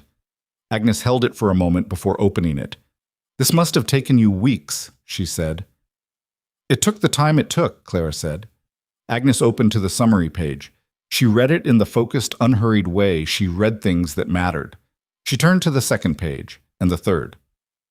We're doing better than I thought, she said. You're doing better than you know, Clara said. The sheep are outperforming the cattle per acre. You were right about them. Agnes looked at her. Then she looked back at the ledger. Don't tell Colt I said you said that. Tell me what? Colt said from the doorway. Agnes closed the ledger. Nothing, she said. He looked between them with the expression of a man who understood that he was on the outside of something and had decided not to pursue it. He had a letter in his hand. This came with the Morning Post, he said. He held it out to Agnes, but he was looking at Clara. It's from Hargrove's attorney. The three of them stood around the kitchen table while Agnes opened it and Colt read over her shoulder, and Clara waited. It was not what they had hoped for, and it was not quite what they had feared. Hargrove's attorney, Dennison, the man from the territories who had settled 6 cases in Hargrove's favor, had responded to Ashworth's formal challenge with a counter-proposal. They were not withdrawing the water rights contract. They were not acknowledging the clause problem. But they were offering to suspend the survey request for the south boundary indefinitely in exchange for the Mercers dropping the formal challenge and agreeing to continue under the existing contract terms for a period of no less than 5 years. In other words, stop fighting and we'll stop pressing. For now. Agnes set the letter on the table. So they want us to go away, she said. They want us to sign something that makes it harder to come after them later, Colt said. This isn't a concession, it's a lid. What about the Kastner property? Clara asked. This agreement would only cover the Mercer Ranch, Colt said. They're not offering anything on Mrs. Kastner's situation. Then the pattern stays, Clara said. They keep pressure on her. She eventually sells. And when the next property comes available, they move on it. Colt looked at her. Yes. Agnes picked up the letter again and read it a second time, which meant she was looking for something specific. Then she set it down. What does Ashworth say? I haven't contacted him yet, Colt said. I wanted you both to see it first. Agnes looked at Clara. What do you think? Clara thought about it honestly. Not the way you think about things when someone is watching you think, performing consideration, but the real kind, where you sit with the actual shape of the problem and don't hurry toward an answer just because someone is waiting for one. I think they offered this because Ashworth's challenge has them worried, she said. If they were confident the clause would hold up in a district review, they would either fight it or ignore it. They're not doing either. They're trying to get us to trade the challenge for a temporary peace. She looked at the letter. And the 5-year term is the tell. 5 years from now, whatever's in this agreement expires. And we'd have to start over. They're buying time, not settling. The kitchen was quiet. Can we win? Agnes asked Colt directly. He was quiet for a moment. With what we have, and with Mrs. Kastner's records alongside ours, yes, I think Ashworth can make a case. It won't be quick. It won't be cheap. He paused. And there's no certainty. Farrell's office is part of this, and that means the district review might be slower and less cooperative than it should be. But if we take their offer, Agnes said, Mrs. Kastner is on her own. Yes, he said. Agnes folded the letter and held it in her lap. She looked out the window at the winter yard, at the corrals and the barn, and the north fence line that Colt had repaired in December, at the 30-odd years of work that looked like land because land was the only form it had taken. Write to Ashworth, she said. Tell him we're not accepting. The Hargrove response to the rejection of their offer came 12 days later, and it was not a letter. It was a man. He arrived on a Wednesday, not a Thursday, when Clara and Colt came to town, but a Wednesday which meant Agnes was alone at the ranch when the buggy came up the drive. She told Clara and Colt about it that evening at supper, with the flat precision of someone reporting events in the order they occurred. The man's name was Prescott. He represented Hargrove Land Holdings, he said, as a senior agent, not an attorney, which meant he was not there to argue law, he was there to argue persuasion. He was well-dressed and well-spoken, and he had declined Agnes's offer of coffee, which she noted with the particular attention she gave things that told her something about a person. He had told her that Hargrove was prepared to make a generous offer for the entire Mercer Ranch, not just the south parcel, a number that was above market value, he emphasized, considerably above. He had told her that the legal process she was pursuing was going to be long and expensive and the outcome was genuinely uncertain. He had told her that many landowners in her position had found it in their best interest to accept a clean sale and start fresh elsewhere, with capital in hand. He had said all of this pleasantly, Agnes reported, without threat, in the tone of a man offering a reasonable alternative to a situation that he was presenting with equal pleasantness as inevitable.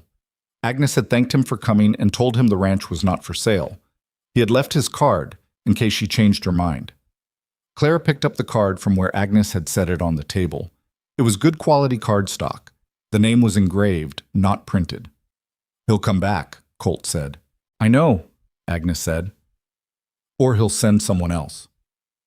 Colt was eating, but his jaw had the particular set of a man who was thinking about something he didn't like and working through the geometry of it. This is how they do it.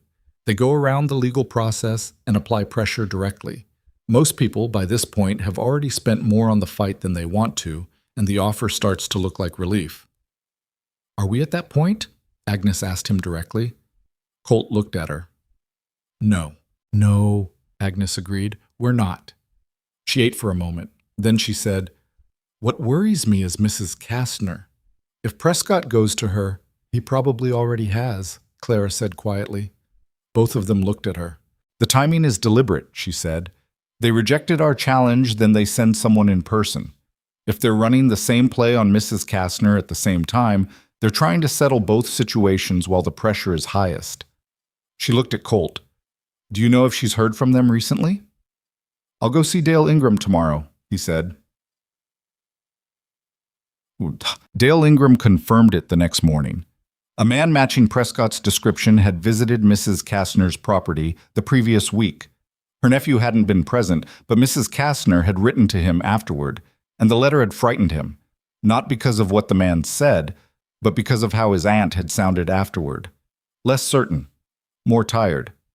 Clara heard this standing in the feed store's back room, same as before, with Dale's worried face across the table. "How is she?" she asked. "She's 71, Dale said, as if that were the full answer, which in some ways it was. "She's been on that land since she was 30. She and her husband built the house themselves." He looked at his hands. "She told me she just wants it to be over." "I understand that," Clara said. "She might take the offer," he said. "I don't think I can stop her." Clara thought about Mrs. Kastner, who she had never met, a woman she knew only through documents, and her nephew's face and the particular shape of the problem she'd been trapped in for 2.5 years. A woman who had watched her husband build the house they lived in and had stayed in it after he was gone and was now having her remaining years used as leverage in someone else's financial strategy. "Can I write to her?" Clara asked. Dale looked at her. "Why?" "Because I'd like her to hear what we know before she makes a decision," Clara said. "Not to pressure her. She's entirely within her rights to take the offer if that's what she decides. But she should know that she's not alone in this, and she should know what the pattern looks like from where we're standing." Dale was quiet for a moment. "What would you say?" "The truth," Clara said, "plain and short. What Hargrove has done, what we're doing about it, and that we have an attorney who would be willing to look at her situation at no cost to her as part of the same challenge." She paused. "After that, whatever she decides is her business." Dale looked at her for a long moment. "All right," he said. "I'll give you her address." She wrote the letter that evening at the kitchen table while Agnes mended a harness strap and Colt read a month-old newspaper from Dalton Creek. She wrote it 3 times, not because the words were hard, but because she wanted it to be exactly right, the weight of it, the balance between honesty and presumption.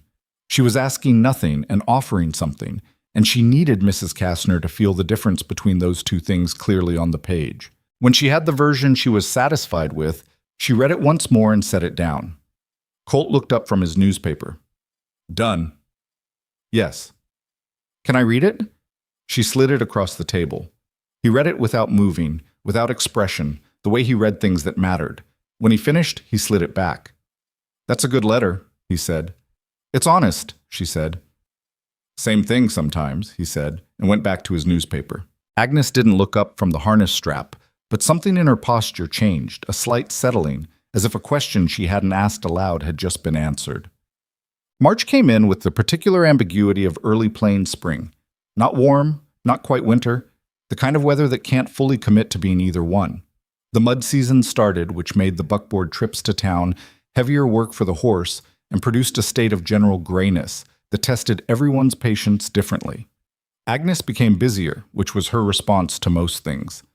Colt spent more time working on fence lines, which was his. Clara sorted accounts and wrote letters and watched the country slowly change color, the brown grass showing the first uncertain green underneath. And she thought about seasons in a way she hadn't before, not as something that happened to her, but as something she was inside of. She had been at the Mercer Ranch for 5 months. She had stopped calculating that.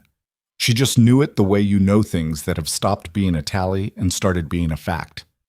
Mrs. Kastner's response arrived 2 weeks after Clara sent her letter. It came addressed to Clara, which was unexpected and somehow more affecting for it. It was written in the careful, slightly formal hand of a woman who had grown up when letters were an occasion. She wrote that she was glad to know about Ashworth. She wrote that she would like her situation to be part of the formal challenge if that was possible, and she would provide whatever documents were needed. She wrote that she had told Prescott's man when he came back the second time that she was not selling. The last line of the letter said, "I am glad there is someone making sense of this. I had begun to think I was the only one who could see it." Clara read that line twice. Then she folded the letter and went to find Colt. He was in the yard, mending a section of the corral fence that had loosened over winter. He looked up when he heard her coming. She held out the letter. He read it there, standing with a fence post in one hand. When he finished, he looked at her. "Good," he said. "Send it to Ashworth today." "I will," she said. "But that's not what I wanted you to read it for." He looked at her with the direct attention she had come to trust. "The last line," she said. He looked at the letter again. He read the last line. He looked back at her. "That's you," he said. "That's what you've been doing." "I know," she said.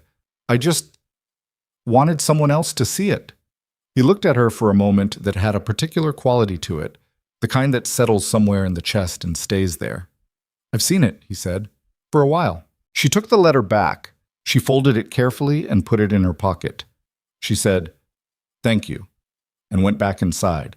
And he went back to the fence, and neither of them said anything about the quality of that moment because they were both the kind of people who understood that some things don't need commentary. But it was there. It had been there. Ashworth filed the expanded challenge at the end of March, incorporating Mrs. Kastner's documentation alongside the Mercer records. His letter to Agnes and Colt explaining the development was careful and precise. He was not a man who made promises about outcomes. But he noted that the pattern of behavior across 2 properties significantly strengthened the case for district-level review. The same week, something else happened that no one had anticipated. A man named Hollis, who ran a small cattle operation 12 miles south of Red Hollow, came to the Mercer Ranch without announcement, which was unusual. He was 60-something, weathered, with the manner of a man who had made a decision he wasn't entirely comfortable with and was moving before he could reconsider. He sat at Agnes's kitchen table, and he said that he had heard, through the particular channels by which things were heard in that county, that the Mercers were fighting a Hargrove water rights contract. He said he had signed a similar contract 3 years ago. He said he hadn't known what to do about it until now. Agnes looked at him steadily. "How did you hear about us?" "Dale Ingram," he said, "at the feed store." Clara, sitting at her end of the table, looked at the window and permitted herself a small, private satisfaction. "Do you have your contract?" Colt asked. Hollis produced it from his jacket, folded and worn at the creases, the way documents get when someone has taken them out and put them back many times without knowing what to do with them. Colt read it. Clara watched his face. He kept it neutral, but she caught the slight change at the corner of his mouth. "Same clause," he said. "Same language?" she asked. "Near enough," he said. He looked at Hollis. "How long have you been paying the quarterly fee?" 3 years in June, Hollis said. "And has anyone approached you about selling?" Hollis's expression shifted. 6 months ago. A man named Prescott. Colt set the contract on the table. "All right," he said. "I want to send this to Ashworth, with your permission." "What does it do for me?" Hollis asked. He wasn't being difficult. He was asking the way a man asks who has been careful with trust for a long time. "It makes the case bigger," Colt said. 3 properties, same contract language, same agent, same pattern of approach. That's not a coincidence, and it's not ambiguous. That's something a district review has to take seriously. Hollis was quiet for a moment. "And Ashworth, then, what does he cost?" We're splitting the cost, Agnes said, between the Mercer Ranch and the Kastner property. Add yours and it divides 3 ways. She looked at him with the matter-of-fact directness that was her version of generosity. It becomes more affordable the more people are in it. Hollis looked at her. He looked at Clara. He looked at Colt. All right, he said. April changed the country. The green came up properly, the grass finding its color, and the mornings lost their killing cold and became merely uncomfortable, which was different. The ranch work shifted with the season.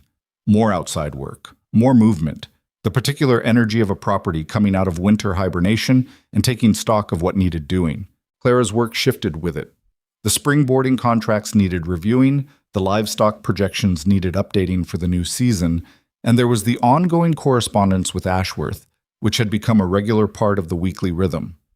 She had taken over drafting all of Ashworth's responses on behalf of Agnes and Colt, not his legal filings, but the correspondence side of it, the letters that kept the documentation chain current and the working relationship functional. Ashworth had noted in a letter to Colt that whoever was handling the correspondence was doing it very well, which Colt had told Clara with the plain satisfaction of someone reporting a deserved result.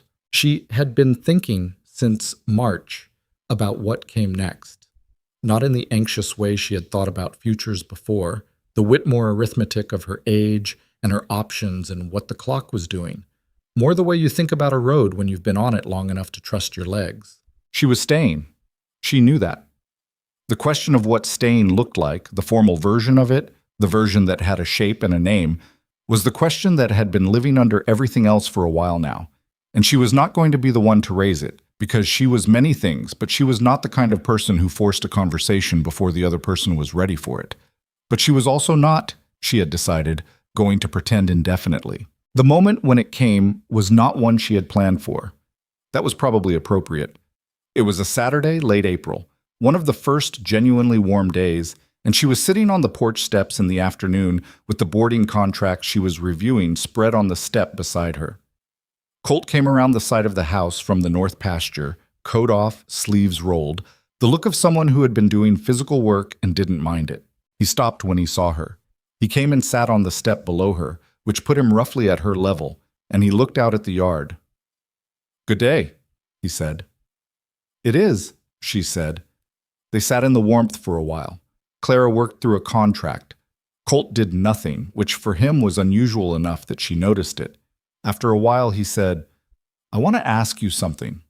She set the contract down on the step. He was looking at the yard, not at her, which she had come to understand was not avoidance, but the way he organized himself before saying something that mattered.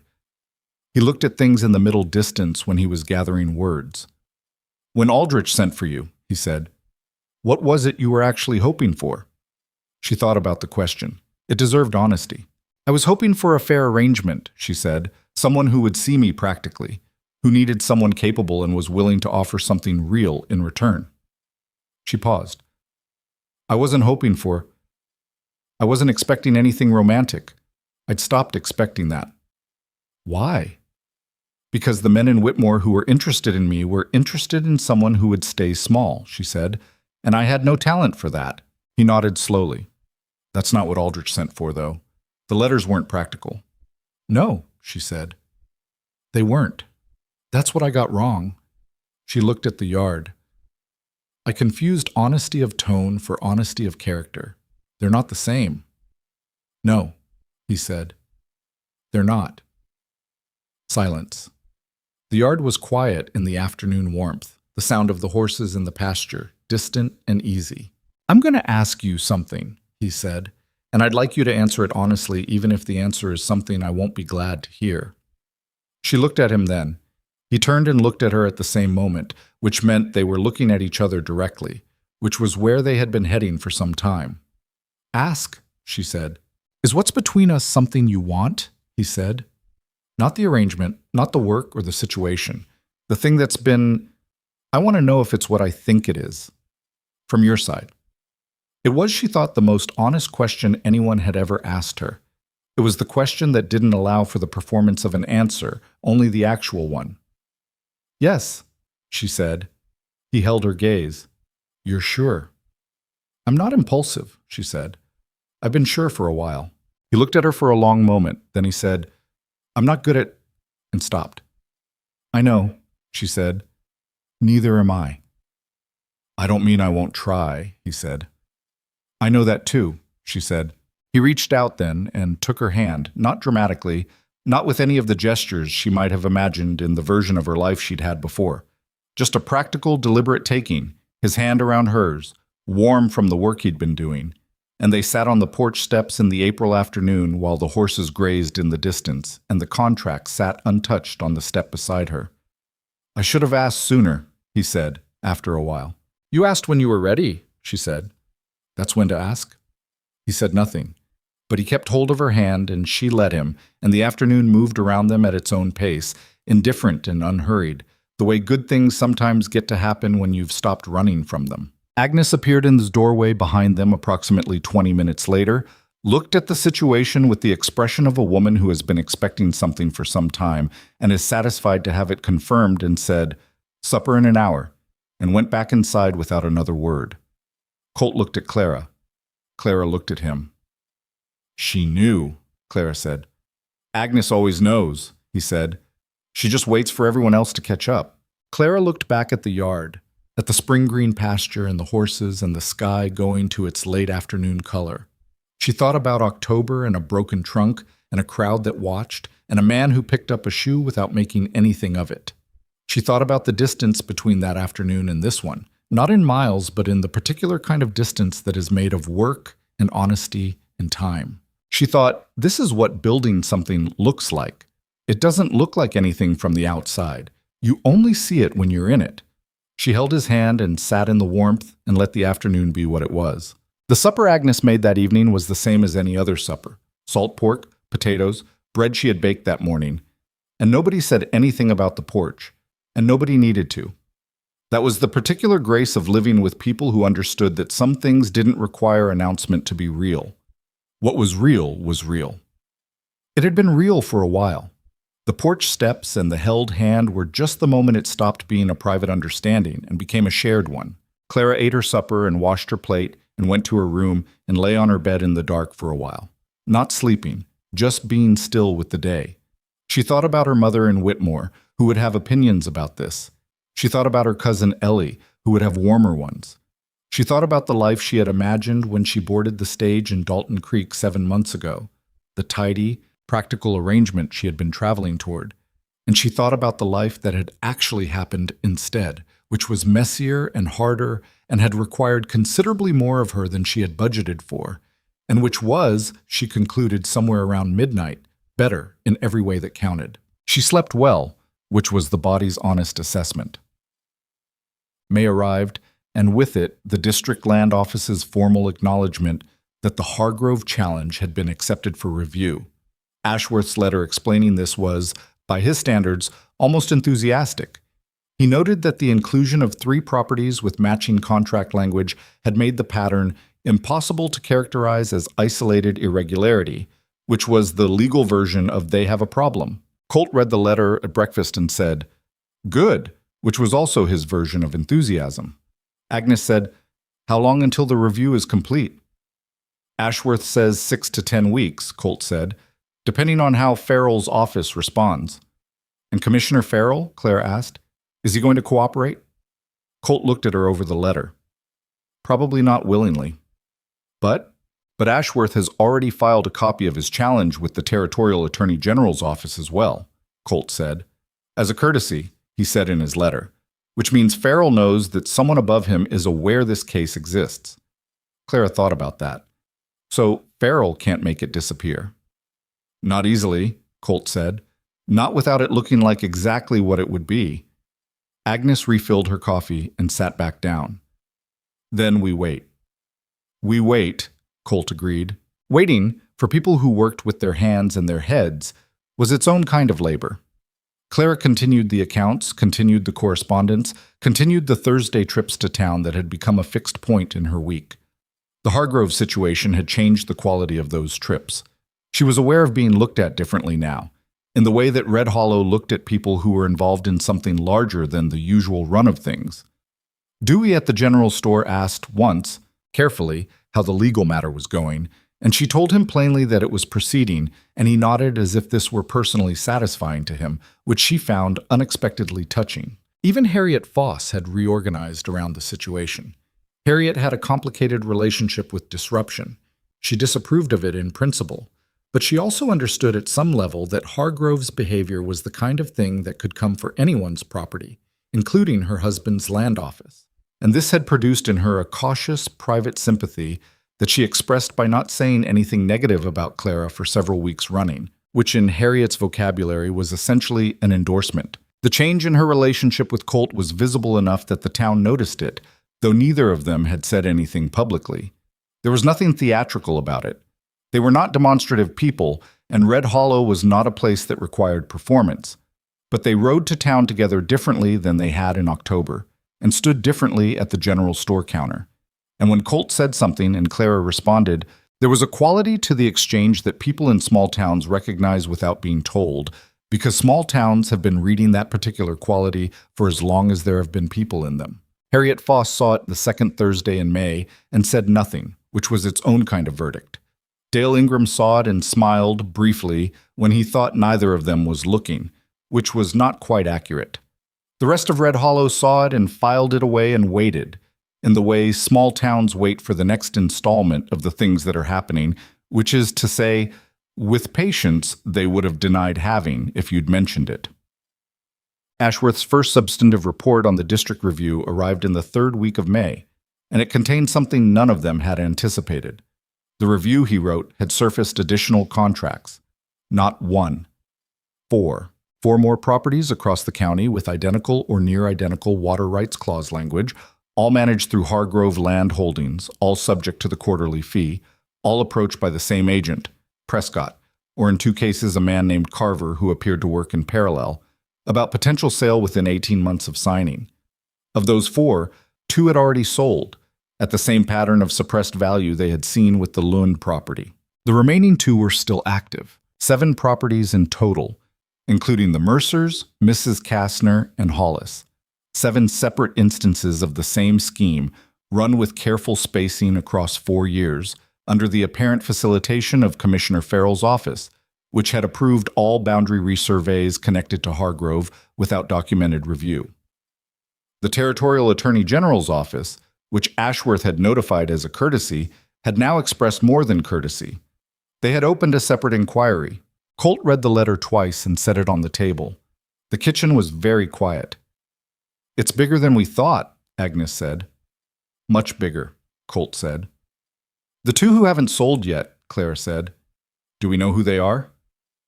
Ashworth included the names, Colt said. He turned the letter to the second page. A family named Pruitt and a man named Sorensen, both in the county. Clara thought about Mrs. Kastner's letter. I had begun to think I was the only one who could see it. She thought about what it meant to be inside something like this, to have signed a contract in good faith and then found yourself trapped in a situation that had been designed to look like bad luck while it was actually being managed. "Can we write to them?" she asked. Colt looked at her. "You want to?" "Someone should," she said, "before Hargrove finds out how big the inquiry has gotten and moves faster." He held her gaze.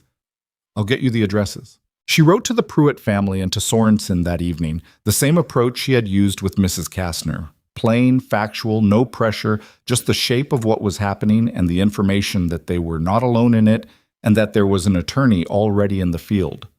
She wrote both letters in one sitting, which was possible because she had said it before and knew what mattered. She was sealing the second envelope when Colt sat down across from her. "You know," he said, "when I went to the county seat in December, I thought I was looking at a contract dispute." "So did I," she said. "It's not a contract dispute." "No," she said. "It's a system." He looked at the sealed envelopes on the table. 4 years of it, he said, running in the open because no single piece of it looked like enough to act on. "Until someone put the pieces in the same room," Clara said. He looked at her. She looked at the envelopes.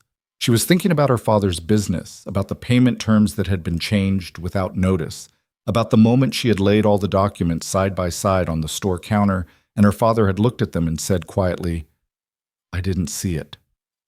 Not because he was careless, because the thing had been designed so that any single piece of it looked like a misunderstanding. That's what they count on, she said, that you won't put the pieces together, that each person who's affected thinks they're dealing with an isolated problem. The isolation is the mechanism. Colt was quiet for a moment. You broke the isolation. Mrs. Kastner's nephew came to the feed store, she said. Dale Ingram talked to Hollis. Hollis came to us. She shook her head. I didn't do it alone. No, he said, but you're the one who understood what it was when you saw it. And you're the one who knew that the right thing to do with that understanding was to make sure other people had it too. She looked at him. He was saying it plainly, the way he said things that he meant, without ornament. You see things clearly, he said. That's not a small thing. Most people don't. They see what they expect to see, and then they adjust when they're forced to, and that's the whole of it. You don't do that. She was quiet for a moment. I used to think it was just stubbornness, she said, looking at what's actually there instead of what I'd prefer. Maybe it started as stubbornness, he said. Doesn't matter what it started as. She looked at the envelopes. She thought about October, about kneeling in the dirt of Red Hollow's main street, sorting through the wreckage of her possessions while 30 people watched. She thought about how that moment had felt, not just the embarrassment, but the specific weight of it, the sense of being entirely exposed, everything she had packed for one life scattered across the ground of another. She had not broken down. She had picked things up. That was what she did. That was, she supposed, what she had always done. I was terrified, she said, to the envelopes and to Colt equally. That day on the street, I was completely terrified, and I had absolutely no idea what I was going to do. I know, he said. She looked at him. You could tell? I could tell you weren't going to let it show, he said, which told me what I needed to know. She held his gaze for a moment. What did it tell you? That you were worth knowing, he said simply. Whatever else happened. June arrived with the pace of things that had been set in motion and were now moving under their own weight.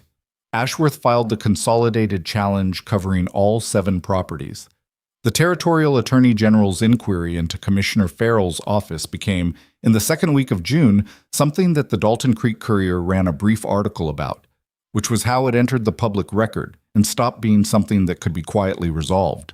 Farrell resigned from his position on a Friday, which Colt heard about on a Thursday, because the news moved through Red Hollow before the paper caught it, the way news always did.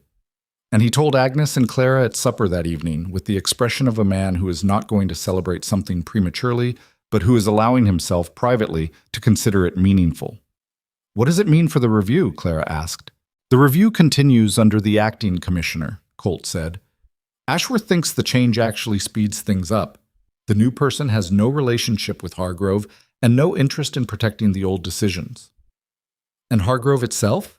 Agnes asked. Still fighting, Colt said. They'll fight until the review conclusion, but Ashworth's read is that they know they've lost the clause argument. The question now is the remedy, how much they have to pay back and whether the properties that were sold under suppressed value have any recourse. The Lunds, Agnes said, and the others. That's a longer process, Colt said. But Ashworth says there's a path. Clara thought about the Lund family, who she had never met, who had sold their land at 30% below value because the system had been arranged to make them feel they had no other option. She thought about what it cost a family to make that decision, not just financially, but in every way that a piece of land costs when you leave it, the accumulated weight of it, the work and the time, and the specific kind of grief that doesn't have a clean name. She hoped there was a path. She thought there probably was. Paths like that were rarely quick and rarely complete. But they existed, and existing was where everything started. The Pruitt family had written back. So had Sorensen. Both had provided their documentation to Ashworth.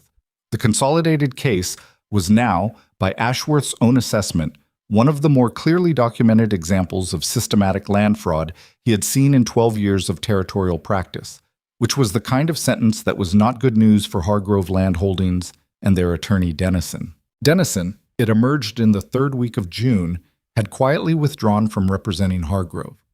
The news came via Ashworth, who mentioned it in a letter with the neutral tone of a man who considered this development self-explanatory. He's getting off the boat, Colt said when Clara read it to him. Before it sinks, Agnes said. Before it sinks, Colt agreed. The district review concluded in the last week of July with a ruling that would take months to fully interpret, but whose central finding was unambiguous. The water rights contracts issued by Hargrove Land Holdings across the 7 properties were found to contain clause language that did not conform to territorial standard and had been applied in a pattern constituting systematic misrepresentation. The quarterly fees paid under those contracts were to be calculated and returned.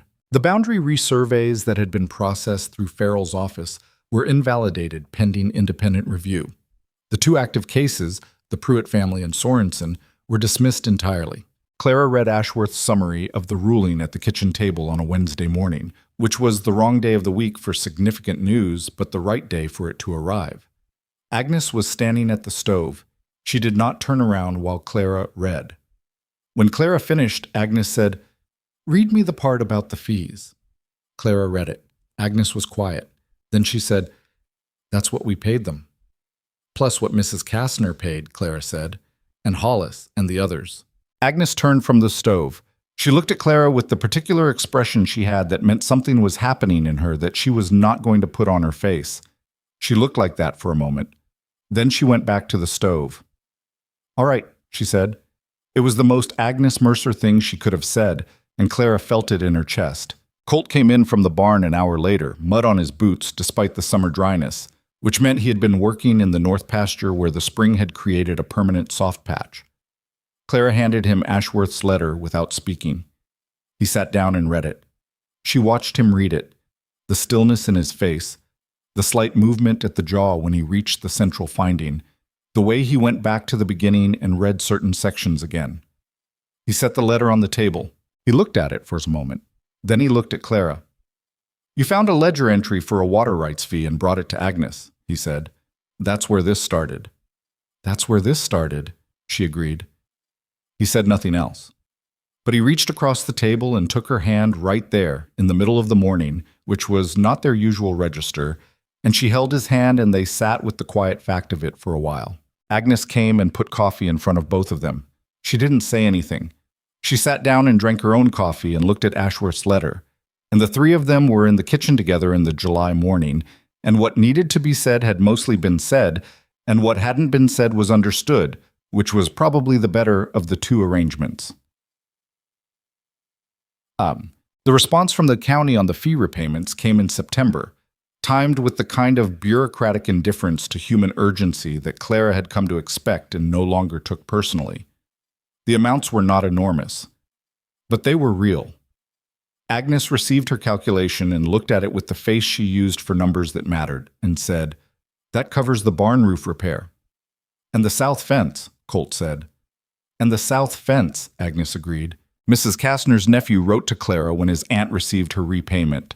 The letter was brief and warm and said, among other things, that his aunt had asked him to convey that she had slept well for the first time in 2 years the night the ruling came through, which was the sentence that Clara kept in the back of her journal and did not show to anyone.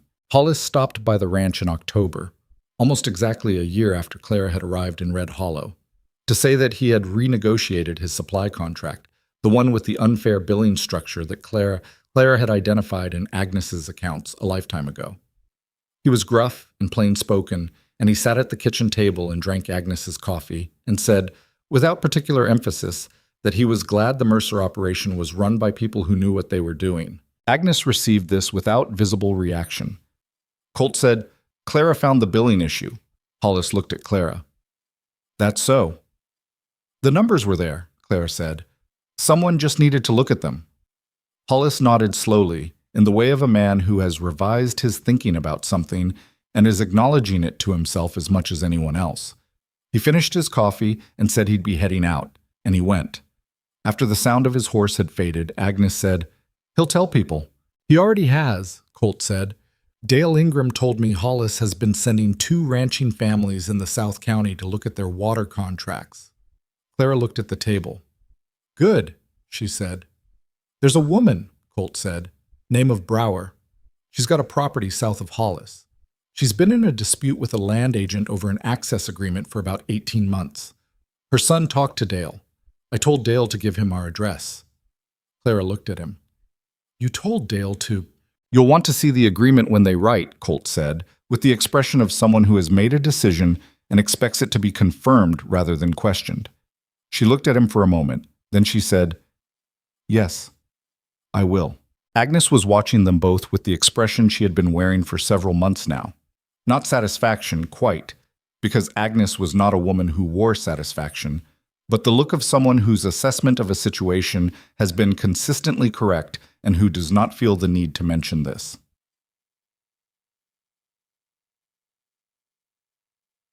They married in October, which was a year to the month after Clara had arrived in Red Hollow, with a broken trunk and one shoe and no plan except to keep going. It was not an elaborate wedding. Neither of them wanted elaborate. Agnes made a cake, which was the extent of her concession to ceremony, and it was a good cake because Agnes did not make things poorly. Edna Pearson came, because she had been first in a way, and she sat in the front of the small group with the expression of a woman who remembers lending something valuable a long time ago and is pleased to see it being well used. Dale Ingram came. Hollis came, which surprised everyone, including himself. Mrs. Hartley from the post office came. Several of the neighboring ranching families came. People Clara had met over the year in the accumulated way of living somewhere. Not intimate friends, but the people who constitute the texture of a place. Harriet Foss came. She sat in the middle of the room and wore her good hat and kept her expression carefully neutral, which Clara took as the compliment Harriet was capable of offering, and felt no grievance about. The ceremony was short because Colt had asked for it to be short, and the officiant, a civil justice from Dalton Creek, obliged without comment. Colt said his words with the directness he brought to everything that mattered, looking at Clara and not at the room, which she appreciated. She said hers the same way. She had thought, in the days before, about what she was doing, not with doubt, but with the honest attention she tried to bring to significant things. She was marrying a man she had not known a year ago. She was staying in a place she had arrived in by accident. She was building a life from material that had not been her first plan. But she had come to understand somewhere in the long work of that year that the life you plan and the life you build are usually different things, and that the difference is not a failure. The plan is what you carry when you board the stage. The life is what happens when you get off it. The plan is made of imagination, which is a fine tool but a limited one. The life is made of what you actually do when things go wrong, which is the only test of anything that finally counts. She had gotten off the stage with one shoe and no husband and $12.40, and the particular stubborn decision not to collapse. That decision had led to a ledger entry, which had led to a letter, which had led to a woman in the North Territories sleeping through the night for the first time in 2 years. It had led to 7 properties with their water rights restored. It had led to this room, this man, this October morning. She had not planned any of it. She had just kept going. She thought during the brief ceremony about the people who had told her, in words or in the simpler language of their expressions, that this was not going to work out for her. The people in Whitmore who had watched her get older and made small sympathetic sounds. The crowd in Red Hollow who had watched her pick up her things from the street and done the arithmetic on her prospects with the confidence of people who had never needed to revise their assumptions. She did not feel anger about those people, not anymore. She understood them too well for anger. They were people who had learned to see the world in a particular way and then defended that way of seeing it because changing it was costly, and the cost wasn't worth it to them. She had simply not agreed with their accounting. And here, on the other side of the ledger, was a man who had looked at a woman kneeling in the dirt of a frontier street and seen not what she had lost, but what she was doing about it. Who had handed her a shoe without making it a story about himself. Who had said, 6 months into knowing her, "I've seen it, for a while," which was the plainest and truest thing anyone had said to her in recent memory. Who was imperfect in specific and manageable ways. Too quiet sometimes. Too slow to ask for what he needed. With a stubbornness about certain ranch decisions that she had learned to approach from a particular angle, and who accepted her imperfections in the same spirit, which was not with unconditional admiration, but with the practical understanding that people were what they were, and what they were was usually enough if the fundamental things were sound. The fundamental things were sound. She said "I do" and meant every syllable of it. Yeah, the year that followed was not simple, because no year is. The repayments from Hargrove came through in installments that required careful tracking, which Clara managed because tracking was what she did. The territorial inquiry into the two properties that had been sold at suppressed value continued, and there were months when it seemed to be moving and months when it seemed to have forgotten itself. And Ashworth wrote patient letters, and Clara wrote back, and the correspondence continued as a steady background undertone to everything else. The Brower woman wrote in November, and her situation was not Hargrove but was related in character. An access agreement with unusual clause language that the land agent had discouraged her from questioning. Clara read the agreement and identified 3 problems in it, and wrote a letter to Ashworth and a letter to Mrs. Brower, and then answered Mrs. Brower's questions about what the process would look like, because that was what Mrs. Brower needed, not just the legal fact, but the human shape of it, what to expect, how long, how hard. She began to understand that this was its own kind of work. Not bookkeeping exactly, but related. The work of making complicated things legible to people who were inside them and couldn't see the whole. The work of taking the document that was designed to be opaque and rendering it plain. She had not gone looking for this work. It had found her through the accumulated logic of her previous choices, the way work tends to find people who are equipped for it and willing to do it. Agnes said, in the spring of their 2nd year, with the matter-of-factness of someone proposing a practical arrangement. You should charge for it. Clara looked up from the papers she was sorting. For what? The letters, the agreements. People have been coming to you for 8 months. Agnes set her coffee down. Mrs. Brower's matter is resolved. She told Hollis she'd have lost the agreement if not for you. She would have paid someone for that. She couldn't afford to pay someone, Clara said. The Pruitt family could, Agnes said, and they wrote to you asking about a supply contract last month. Clara was quiet for a moment. She thought about what she was actually doing, reading contracts, finding what was wrong with them, explaining it to people, helping them understand what their options were. She thought about the $12.40 she had arrived with. She thought about her father's ledger, the 10 years of columns she had kept so he could understand what his business was doing. That's not law, she said. No, Agnes said, but it's necessary, and you're good at it. Clara looked at the papers on the table. She thought about what Colt had said in October, a year before, that she understood what it was when she saw it, and that she knew what to do with that understanding. She had thought, when he said it, that he was describing something she had done once. She was beginning to understand that he was describing something she was. I'll think about it, she said. Think quickly, Agnes said. I imagine Mrs. Brower has already mentioned you to several people. She had.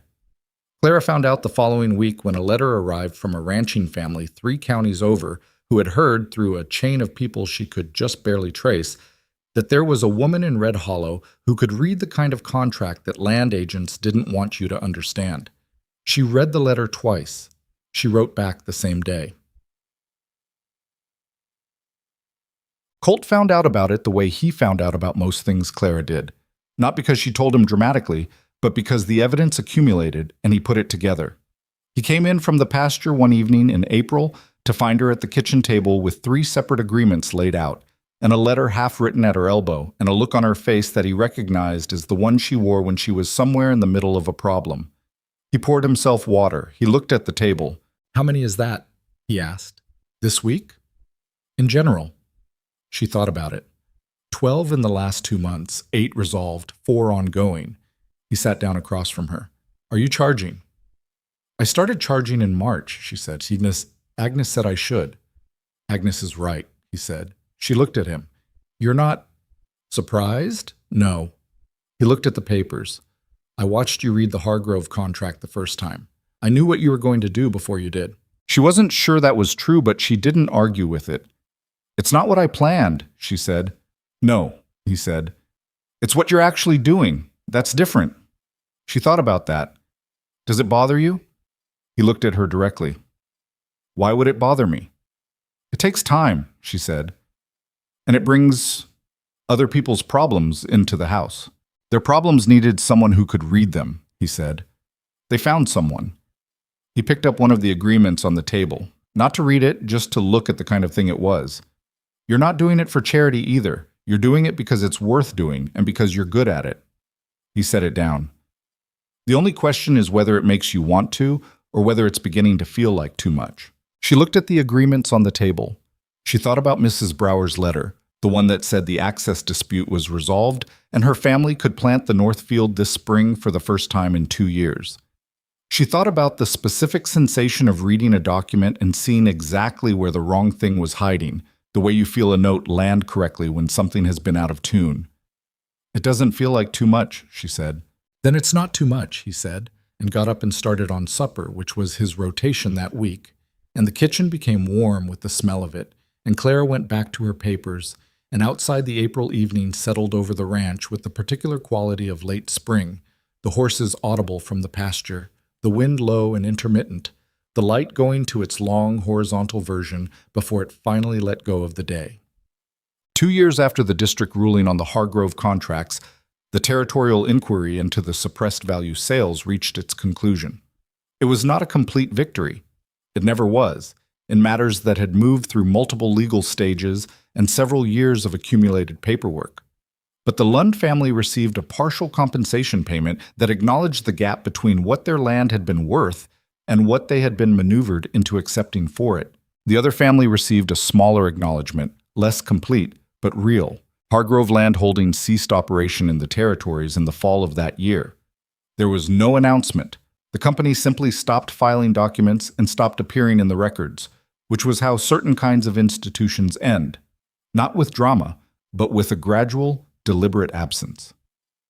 Crestview Partners, the holding company that had purchased the Lund property, was the subject of its own separate inquiry in a different county, which Clara followed in the papers with the attention she gave things that were related to her, but no longer her direct responsibility. Dennison, the attorney who had withdrawn from representing Hargrove before the ruling, had moved his practice to a different territory entirely. Prescott, the agent who had visited Agnes and Mrs. Kastner and the others with his pleasant manner and his good quality cardstock, had not been heard from in 18 months. Commissioner Farrell had not found new employment in the public sector, as far as anyone knew. Clara kept these developments in her understanding the way you keep accounts, not dwelling on them, but not discarding them either. They were part of the ledger of that time, and ledgers were meant to be complete. Agnes Mercer, in the spring of the 3rd year, did something no one had predicted. She bought more sheep. She told Colt about it at breakfast on a Tuesday, with the composed certainty of someone who has already made the decision and is informing the other party rather than consulting them.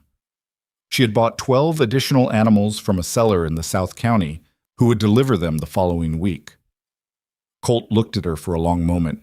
"I want to note," he said, "that I still have opinions about sheep." "I know," Agnes said. "The accounts don't care." He looked at Clara. "The accounts don't care," Clara confirmed, with the particular evenness she used for situations where she was choosing not to have an expression. Colt drank his coffee. 12, he said. 12, Agnes said. He said nothing else. Agnes cleared the breakfast plates. The sheep arrived the following week, and Colt helped unload them with the manner of a man who has lost an argument he didn't technically have, and did not speak on the subject again. It became, in time, a story that got told at tables where the three of them sat together, not dramatically, just the way things become stories when enough time has passed, that what was tense becomes in retrospect the shape of something. And what was the shape of something, when you step back from it, was this. 3 people around a table in the morning, doing the work of a place they had built together, disagreeing occasionally, adjusting often, holding on to the things that mattered and letting go of the things that didn't, which is probably all that any life finally comes to. Clara was sitting on the porch steps one evening in September, 3 years after the October when she had arrived, nearly to the day.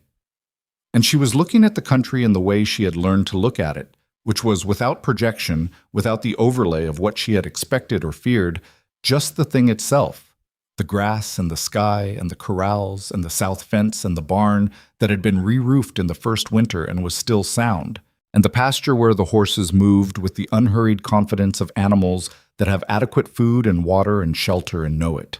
Colt came and sat beside her, the way he had sat beside her on the steps in April of the first year, at roughly the same level, not above and not below. They sat in silence for a while, which was a comfortable silence, the kind they had been accumulating for years. "What are you thinking about?" he asked. It was a question he asked sometimes. Not often. He was not a man who asked it as performance. When he asked, he wanted to know. October, she said. 3 years ago. The street, he said. The street, she said. They both looked at the yard. What do you think about it? He asked. She thought about the question honestly. She thought about the girl, the woman, who had stepped off the stage with a broken trunk and one shoe and the particular held-together composure of someone who was not going to let 30 strangers see what she was actually feeling. She thought about what that woman had known and what she hadn't, and what she had been right about and what she had been entirely wrong about. I think, she said slowly, that the worst thing that happened to me was the best thing that happened to me, and I'm not sure what to do with that. Colt was quiet for a moment. You don't have to do anything with it, he said. It's just true. She looked at him. Some things are just both, he said. The worst and the best, at the same time. And trying to decide which one it really was is just wasted accounting. She looked at him for a long moment. Then she looked at the yard again. Wasted accounting, she said. Seemed like the right framing for you. She laughed. A real one, small and private, the kind she kept for him. It is, she said. The evening moved around them. The light did its long, horizontal thing, the way it always did at this time of year, the way it would next year and the year after that, settling over the grass and the fence lines and the barn roof with the patient equality of light that doesn't care about human plans or human contingencies, only about the plain fact of each day ending and the next one beginning. She had come here for one life and built another. She had arrived looking for an arrangement and found something that had no clean category. Not arrangement, not rescue, not the tidy version of anything. Just the accumulated, daily, imperfect, real work of two people deciding again and again in the small choices of ordinary mornings to keep going toward each other. She thought about what she would tell someone, if they asked, about what it took to start over in a place you didn't choose, with people you hadn't planned on, in circumstances that had gone wrong from the first day. What she would say, if she had the words for it. She thought the words were probably these. You don't find the life you were supposed to have. You make something from what you actually have. And what you actually have is usually more than it looks like from the street, more than any stranger watching you pick up your things from the dirt could assess, more than you yourself can see in the middle of the worst of it. The making is the whole of it, not the destination, the making. She had made something here. It was not finished, nothing that mattered ever finished, it just continued. But it was real, and it was hers, and it had been built from honest work and straight accounting and the particular stubbornness of a woman who had decided, in the middle of a bad afternoon, not to collapse. That was enough. It was, she had found, more than enough. It was, in fact, everything. Colt took her hand, the way he had on the steps 3 years ago, and at the table, and on Thursday buckboard rides, and across ordinary breakfast tables on ordinary mornings, the gesture that had never become ordinary no matter how many times it happened, because some things don't wear smooth with repetition. They only become more themselves. They sat on the porch as the last light went from the sky and the ranch settled into evening around them. And what had been built here, the accounts and the south fence and the letters and the years and the difficult, worthwhile, unremarkable dailiness of two people building something real together, sat in the quiet with them, not needing to be named. It knew what it was.